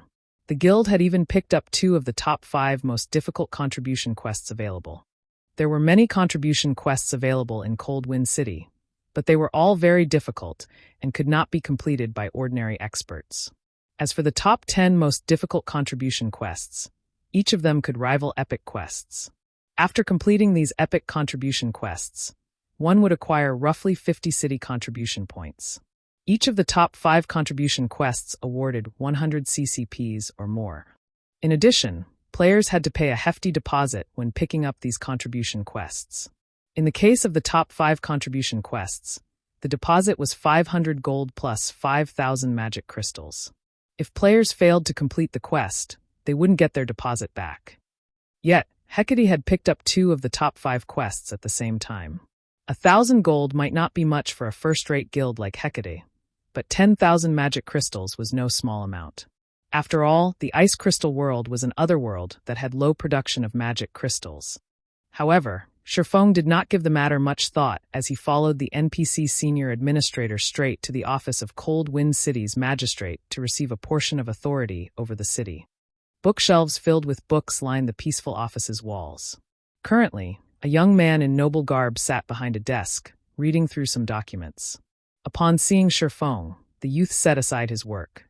This youth was none other than Frot, Cold Wind City's magistrate, and a level 180, Tier 4 Sky Knight. It was very rare for one to become a Tier 4 Sky Knight at such a young age, so it was clear how much talent and potential Frot had. "Adventurer, you're here," Frot said as he looked at Sherfong. "Greetings, Lord Magistrate. I have come here today as a representative of the Asura Adventurer team. I wish to become the acting city lord and help contribute to Cold Wind City," Sherfong respectfully declared. "I have heard of your deeds. Your Asura Adventurer team is quite capable. You have opened the snow ruin that has been sealed for many years and the path to other cities. If your adventurer team possesses such strength, I believe that letting you manage Cold Wind City should be a wise decision," Frot said, nodding in approval after observing Sherfong for a moment. He then took a silver token from one of his desk's drawers, placing the eagle-shaped token on the table, and said, "This is the Acting City Lord's token. With this, you'll command a portion of authority over Cold Wind City. However, I must warn you that if someone more capable comes to me, I will take the token back and give it to that person. Hopefully, you will utilize this token properly and help Cold Wind City develop."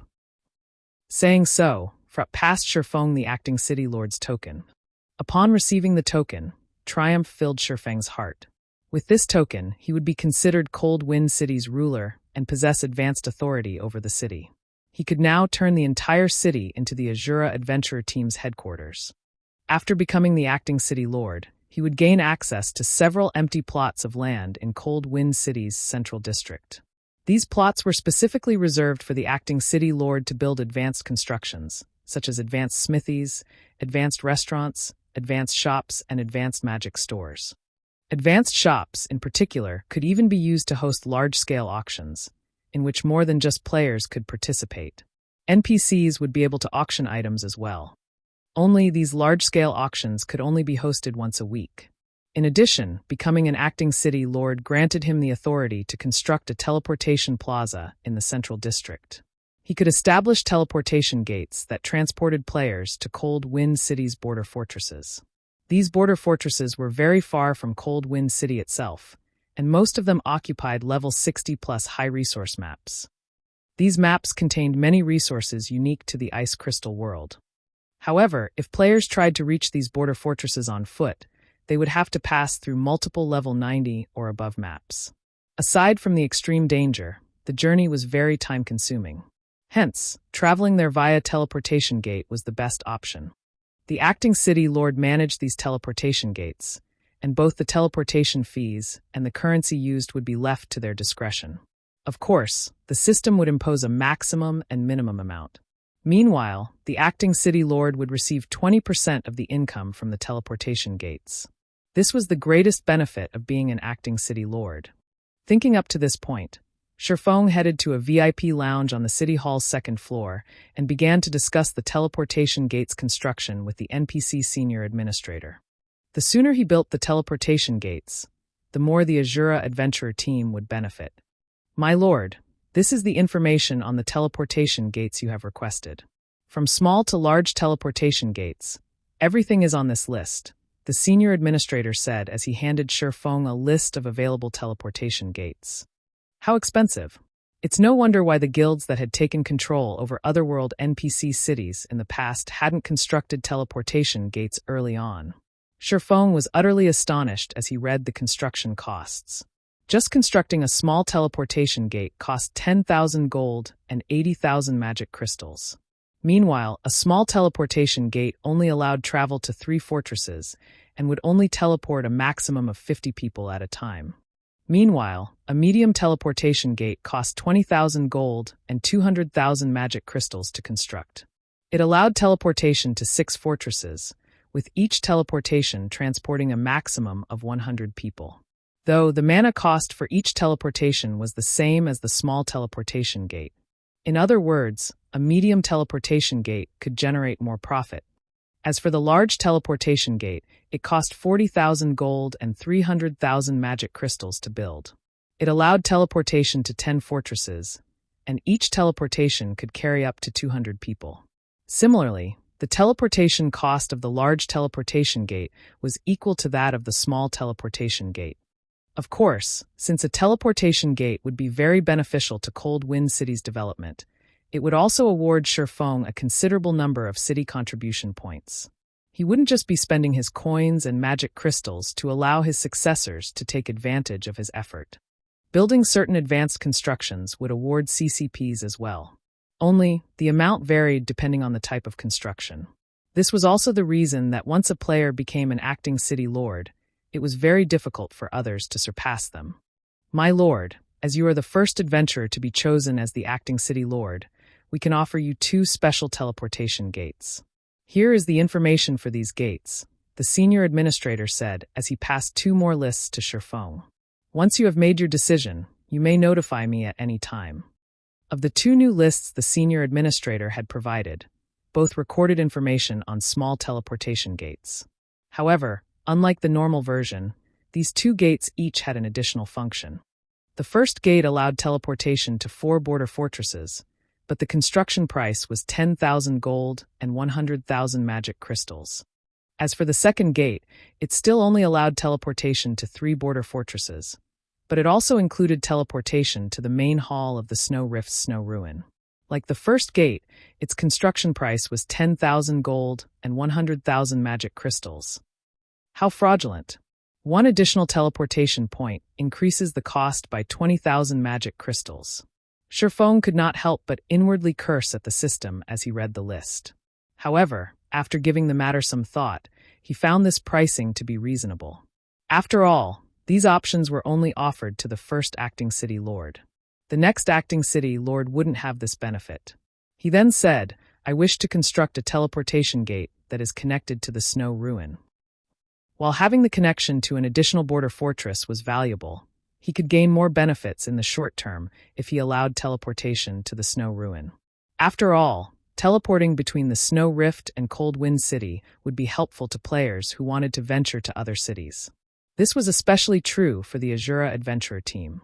Furthermore, it would be some time before players could grind in the maps around the border fortresses. After saying so, Shifeng took out the magic crystals he earned from selling ice-resistance gemstones. While he had been away in the Snow Ruin, he had sold another 16,000 ice-resistance gemstones and earned 110,000 magic crystals. Although the magic crystals he had weren't enough to construct a medium teleportation gate, constructing a small teleportation gate shouldn't be a problem.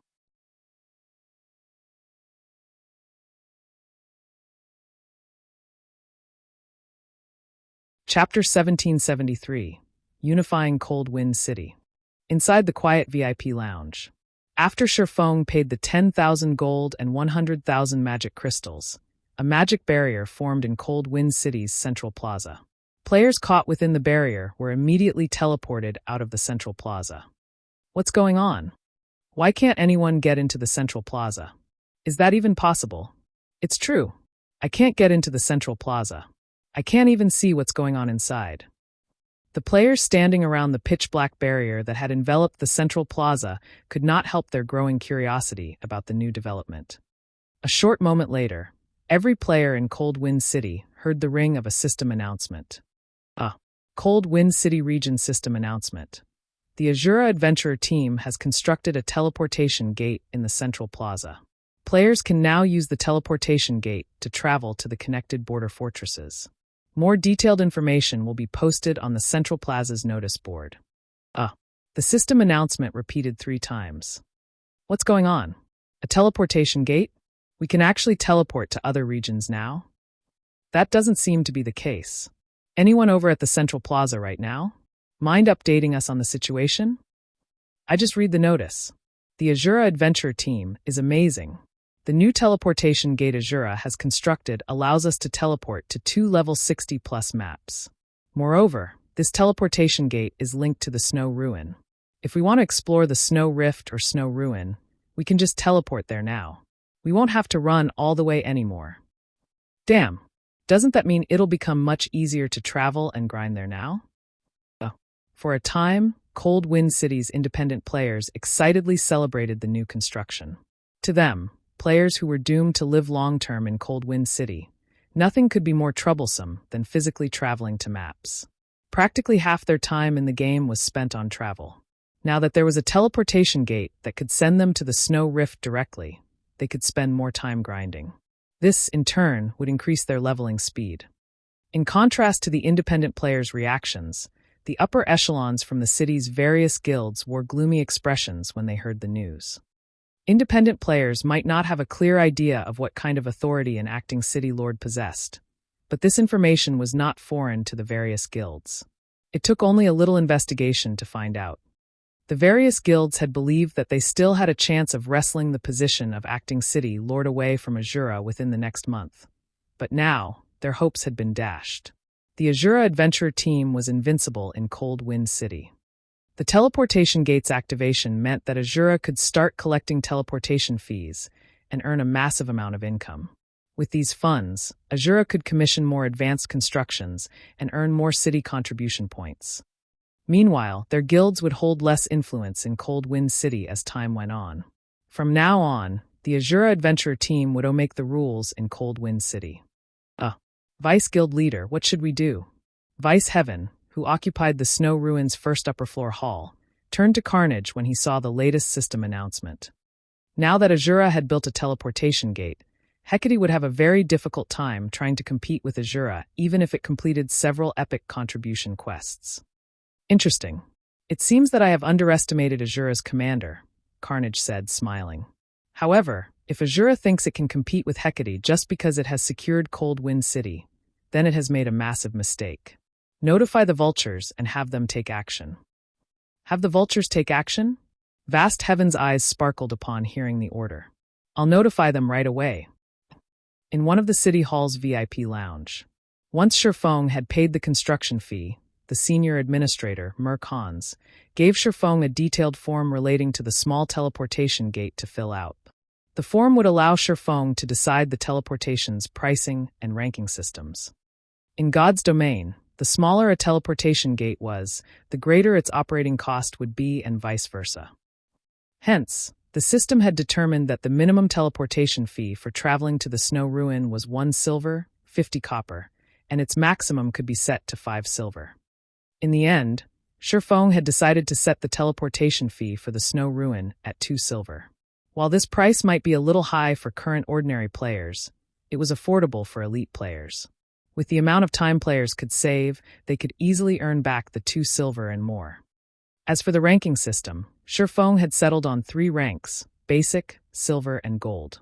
At the basic rank, players would not receive any discounts when using the teleportation gate. Players at the silver rank received a 10% discount, and players at the gold rank received a 20% discount. At the gold rank, players only needed to pay 1 silver, 60 copper to use the teleportation gate, which was only 10 copper more than the minimum price. For the Adventurer Alliance, members would enjoy access to silver rank discount when using the teleportation gate as long as they reached silver rank in the Alliance, and gold ranked members would enjoy the gold rank discount when teleporting. In the Asura Adventurer team, elite members would get access to the silver rank discount, while core members could use the gold rank discount. After this rule was set, not only would it tempt more of Cold Wind City's players to join the Adventurer Alliance, but they'd also contribute more to the Alliance to raise their ranks. After all, the teleportation gate was an incredible convenience for players. Players would use the teleportation gate frequently, since just traveling to a nearby map like the Snow Rift would save them 20 to 40 copper, depending on their rank in the Adventurer Alliance. As for teleporting to the 3 border fortresses, which were even further away from Cold Wind City, players would be able to save even more money. In the long term, the 10% to 20% discount would save players a huge amount of money. At that time, the Adventurer Alliance's development in Cold Wind City would skyrocket. When Sherfong finished with the teleportation gate, he left the city hall and returned to Asura's residence. Constructing the teleportation gate was only a small matter to Sherfong. He still had much larger problems, which were his original purpose for visiting the ice crystal world, collecting soul-dissolving flowers.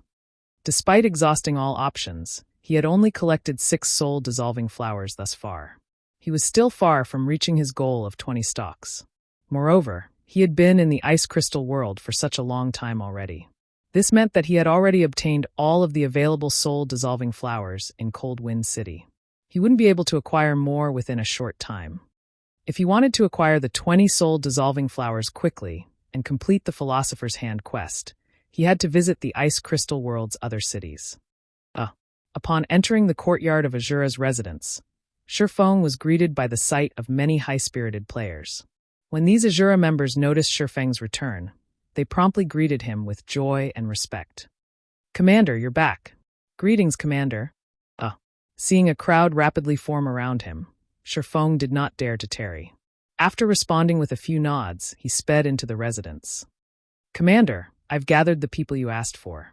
Aside from 500 experts from our Asura Adventurer team, we've also selected 200 advanced lifestyle players from the Adventurer Alliance. We have a total of 700 players ready to depart," Yenya said as she gestured to the rows of players in the lobby. Smiling, she continued, "Even if we visit another NPC city, we won't be much weaker than its well-known adventurer teams." It was not easy for guilds and adventurer teams to secure a foothold in other NPC cities, since they had to compete with the local guilds and adventurer teams. However, with 500 expert players, the Asura Adventurer team should be capable of contending with a large-scale adventurer team with around 2,000 or 3,000 members. Including the 200 advanced lifestyle players, even if Asura's new branch couldn't trade with the local guilds or adventurer teams for any good equipment, it could produce its own high-quality equipment using the materials it earned from killing monsters. Moreover, as long as this first deployment endured, the Asura Adventurer team could send reinforcements from Cold Wind City. Fortunately, I've grown quite a bit stronger recently and got myself a piece of level 50 secret silver equipment. Otherwise, I wouldn't have met the conditions to take part in the expansion expedition. Now, I'll get to fight alongside the commander in another city. I know, right? We're even earning 50% bonus contribution value for this expedition. We'll also earn 15% more points. By the time the others visit the new city, we might have already reached bronze rank in the Alliance. When the team members saw Shifeng, they chatted quietly amongst themselves. "Good. Since everyone's here, let's move out," Shifeng said after glancing at everyone's excited expressions. He then led the group to the central plaza.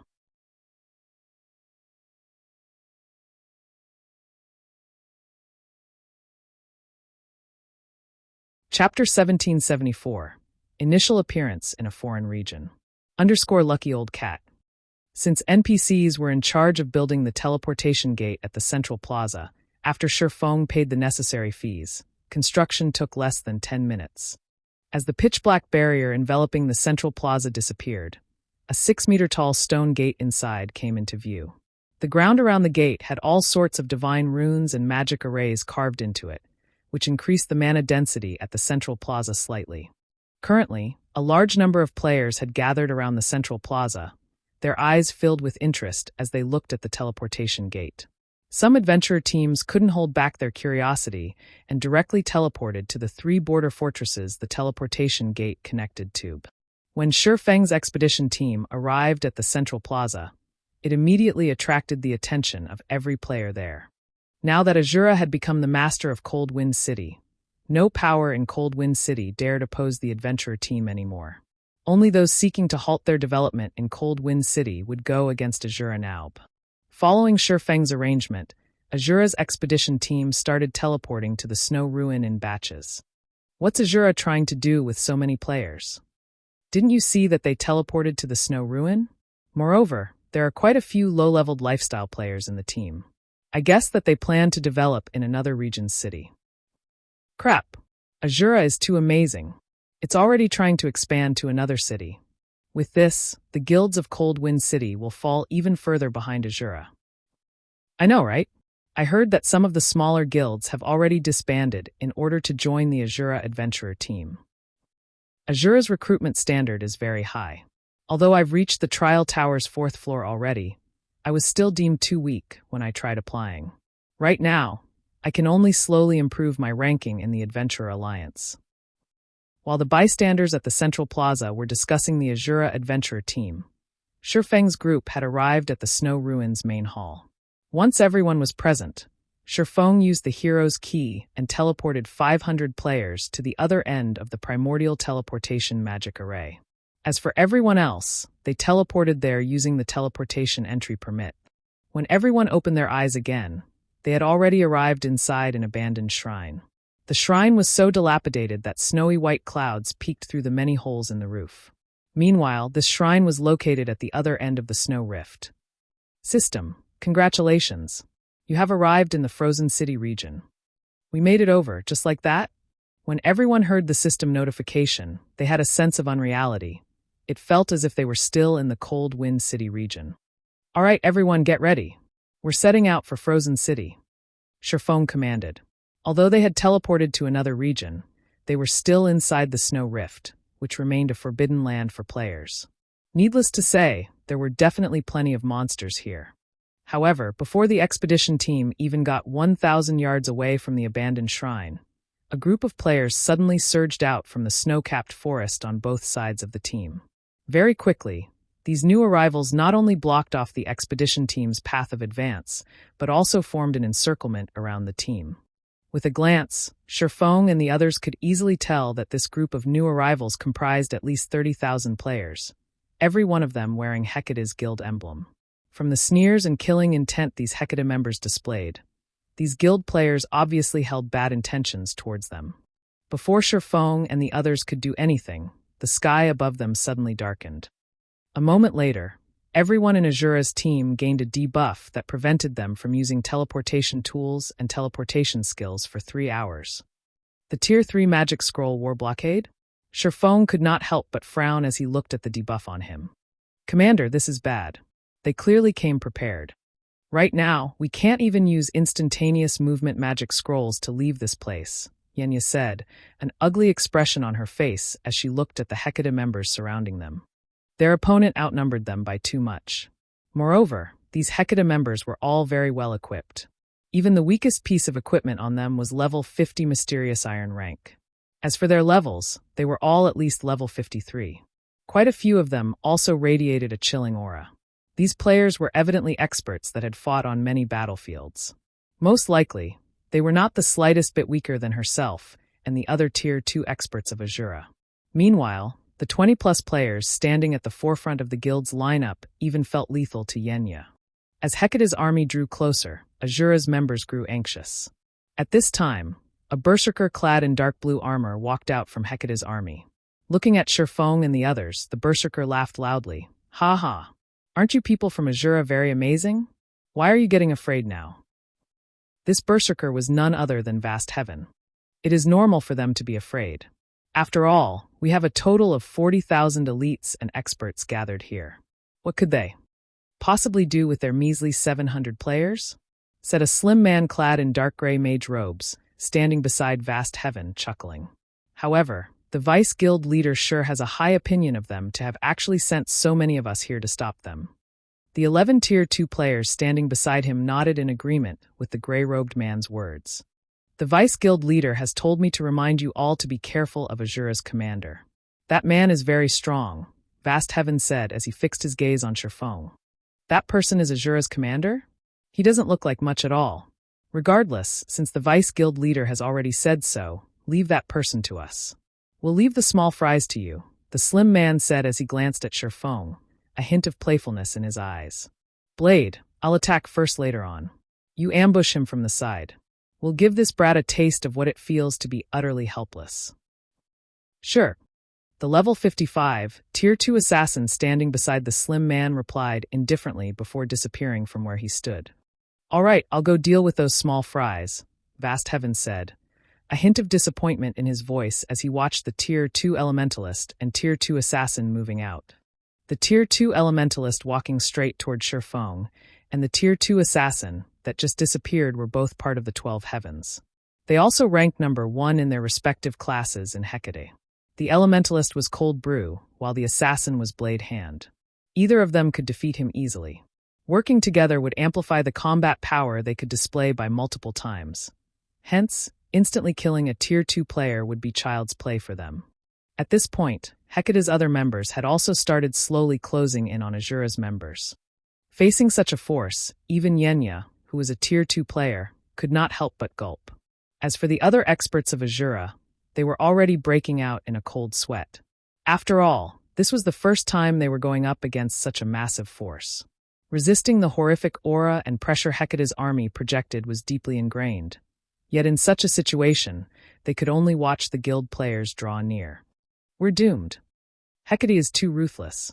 We have only 700 people on our side, yet they actually dispatched so many elite and expert players to deal with us. The members of Asura's expedition team panicked as Hecate's members closed in on them. When less than 100 yards separated the two sides, Cold Brew smiled as he looked at Sherfong. He then chuckled and said, "You guys were pretty good at the snow ruin before, to have actually claimed the hero mode's first clear and snatched our guild's Cold Wind City. It's a pity that, instead of meekly staying and ruling that backwater city of yours, you even dared to come running over to this place. Well, tell me how you want to die." Everyone relied on their own capabilities to struggle for Cold Wind City. Is there a need to call it snatching? Looking at Cold Brew slowly approaching him, Sherfong smiled and said, "Moreover, in Cold Wind City, it was clearly you guys that started attacking us first. During this time, you people from Hecate have even ambushed and killed over 400 members of our adventurer team, causing us to suffer severe losses. Today, I'll use this opportunity to claim full compensation from you." "Haha, you want to take revenge on us?" Cold Brew laughed loudly. "Our guild had countless enemies. Unfortunately, we annihilated every one of them in the end.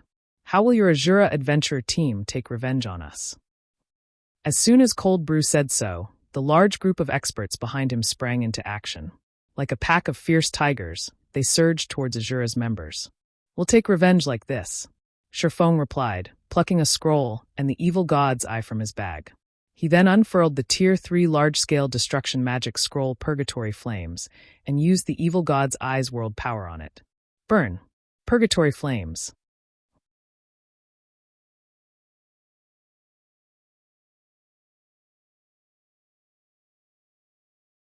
Chapter 1775, Nightmare's Beginning. In the narrow valley, as Sherfong completed the Tier 3 magic scroll's incantation, 3 crimson magic arrays appeared beneath and circled Sherfang's feet. Immediately after, the ground started to tremble, extending forward and away from Sherfong. Even Hecate's members, who stood over 50 yards away, felt the intense quaking. "Damn it! It's a large-scale destruction spell. Everyone dodge." Cold Brew panicked when he noticed a torrent of mana surge toward Sherfong. However, the magic scroll Sherfong had used had a very short channeling time. By the time Hecate's members had noticed it, the 3 crimson magic arrays formation had completed. In the next moment, a gigantic, flaming phoenix, with a wingspan of easily over 100 meters, appeared above Sherfong. The heat the phoenix radiated melted the snow around it. Boom! With a screech, the phoenix flapped its wings once and disappeared, sundering the space it had occupied. In the blink of an eye, the phoenix arrived before Hecate's army. Seeing the approaching avian, horror flashed on the faces of Hecate's members. At the same time, thoughts of escape flooded their minds. However, compared to the phoenix's speed, Hecate's members were little more than snails. Wherever the phoenix passed, a sea of fire followed. When Vast Heaven, who led the charge against Asura's members, saw the flames, his eyes widened in shock. With a frustrated gaze, he turned towards Sherfong as the fire devoured him, his HP falling to 0 instantly as his body turned to ash. After Vast Heaven disappeared, an item took his place. If these flames even killed a Tier 2 player like Vast Heaven upon contact, Hecate's Tier 1 players didn't have a chance of survival. Agonized screams echoed throughout the valley. "Asura!" Cold Brew's expression darkened as he glared at the phoenix as it flew past him. Due to the valley's narrow terrain, the single attack had claimed more than 3,000 Hecate members. 4 of the 12 heavens, who weren't adept at protecting themselves, had died as well. The loss Hecate just suffered was egregious. "Everyone charge. Let's teach Hecate's members that if they target our adventurer team, they'll have to pay in blood." Sherfong commanded through the team chat as the phoenix disappeared. "Asura will fully compensate you for any losses you suffer today. Against an army of 40,000 elite and expert players, even a 100-man, Tier 2 team would fall. After all, players had limited stamina. Furthermore, Hecate had come prepared for this ambush. The guild had all kinds of magic scrolls and tools for this battle. Even if the 100 Tier 2 experts could maneuver around the battlefield and dodge incoming attacks, some hits were bound to land. All these players could do was try to flee. Fighting was simply suicide. Originally, Purgatory Flames was an AoE spell that dealt fire damage to an area of 20 by 100 yards, but with World's Powers enhancement, its range had grown to 400 yards. It was just enough to open a path through Hecate's army. As long as they could break free from this encirclement, they would have a chance of survival. Right. At worst, we'll just die once. Isn't that just one piece of equipment? Let them have it. We follow the commander's orders. Nice. I've been itching for some payback. Hearing Shifeng's words, Asura's members burned with fighting spirit, their fear of Hecate vanishing. Good. Let's charge. As his team brimmed with fighting spirit, Shifeng nodded approvingly. He then took out the Bible of Darkness and summoned a Tier 3 demon to remove anyone in his way. He then followed after the demon. Kill. Kill these bastards from Hecate. Asura's members flowed into a defensive formation, with the experts around the perimeter and the lifestyle players in the center, and followed after their commander. When he saw Hecate's members start to fill the gap in their army's formation, Shifeng used Flame Domain to reopen his path, instantly slaying another several hundred players. Do not let them escape. All ranged players, attack with everything you've got. Cold Brew shouted as Asura's members tried to escape. He then cast the Tier 2 spell, Frostflame Bullet, at Asura's members. Frostflame Bullet had a very strong penetrating ability. Even if players blocked the spell with their weapons or shields, they would receive a significant amount of damage.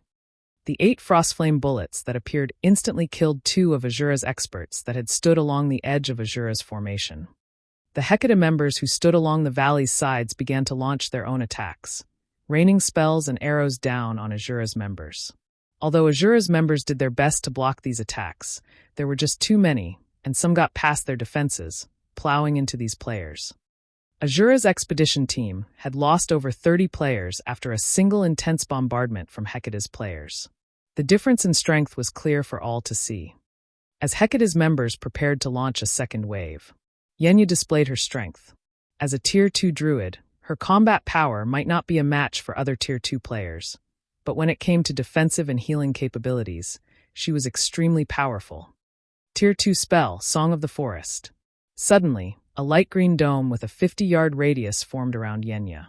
When Hecate's attacks entered the light green barrier, their power drastically decreased. In addition, the Asura members inside the barrier recovered 2% of their HP every second. Although it wasn't much, this helped to alleviate the burden on the other healers. Due to Song of the Forest, only a dozen or so Asura members died in the second wave of attacks. Seeing the spell's powerful effects, Cold Brew gnashed his teeth and retrieved a precious Tier 3 large-scale destruction magic scroll. He activated it, aiming for Asura's expedition team, but as the spell was about to take effect, Shifeng blocked the attack by activating Absolute Domain. In the end, the spell failed to damage any of Asura's team. Shifeng proceeded to slaughter Hecate's frontline. He dispatched every melee player that approached his team as fast as possible. He also activated Heavenly Dragon's power to enhance his combat power further. Thundering Flash, Lightning Edge, Shadow Blade. Aside from the players with powerful life-saving skills, the Tier 1 players that stood in Shifeng's path couldn't last more than one hit against the swordsman. Like the Grim Reaper, Shifeng harvested the lives of Hecate's members, one after another. To ensure that none of Hecate's members could get past him to target his allies, Shifeng abandoned his defense. He focused on killing as many enemies as possible, taking some hits in the process. There was no lack of expert players among the Hecate members who charged at Shifeng, and not only did these experts have incredible aim, but they also had an excellent grasp of timing. While Shifeng focused on carving a path of blood, spells and arrows skillfully flew towards Shifeng's blind spots to strike the swordsman. Minus 2,387. Minus 1,657. Minus 1,346. Minus 2,046. Seeing the damages above Shifeng's heads, the attacking Hecate members gaped, their eyes nearly falling from their sockets. Impossible. My attack only did a little over 1,000 damage. Is he even human? He received so many attacks, yet his HP has barely moved. Hecate's players were horrified as they watched Sherfong take little to no damage from their ranged allies' attacks as they charged towards Asura's team. Sherfong slew practically every player in his path with a single attack, and expert players were no exception. He easily maneuvered past their defenses, landing direct hits and killing them instantly. Only expert players that had activated a berserk skill had lasted a few more hits. In contrast, their attacks were little more than raindrops to this swordsman. Even after landing several dozen attacks, they had only managed to drop Sherfeng's HP to 80%. Meanwhile, Asura's healers only needed a split second to restore Sherfeng's HP to full. This was a nightmare. However, things were not looking so good for Asura's members either. Although Sherfong easily held on, attacks from all sides bombarded his teammates, and they suffered one casualty after another. To make matters worse, more of Hecate's members were drawing near. Just before Hecate's melee unit reached Asura's members and surrounded them, a gigantic magic array appeared above the battlefield before a powerful force swept down from it. Under this force, Hecate's members felt their bodies grow heavy as their attributes and physiques started to wane. In contrast, Asura's members suddenly felt lighter, a surge of power flooding in their bodies. Even their minds cleared considerably. What's going on? Cold Brew could sense that the battlefield's mana density had increased, boosting Asura's attributes. You're tuning in to the Blime's Sword of Destiny YouTube channel. We're so grateful for your support, and don't forget to subscribe to join us on this incredible journey through captivating stories. Your generosity through donations truly makes a world of difference, as it's the primary source of revenue that allows me to expand and enhance this channel for you. Thank you from the bottom of my heart for being a part of this adventure.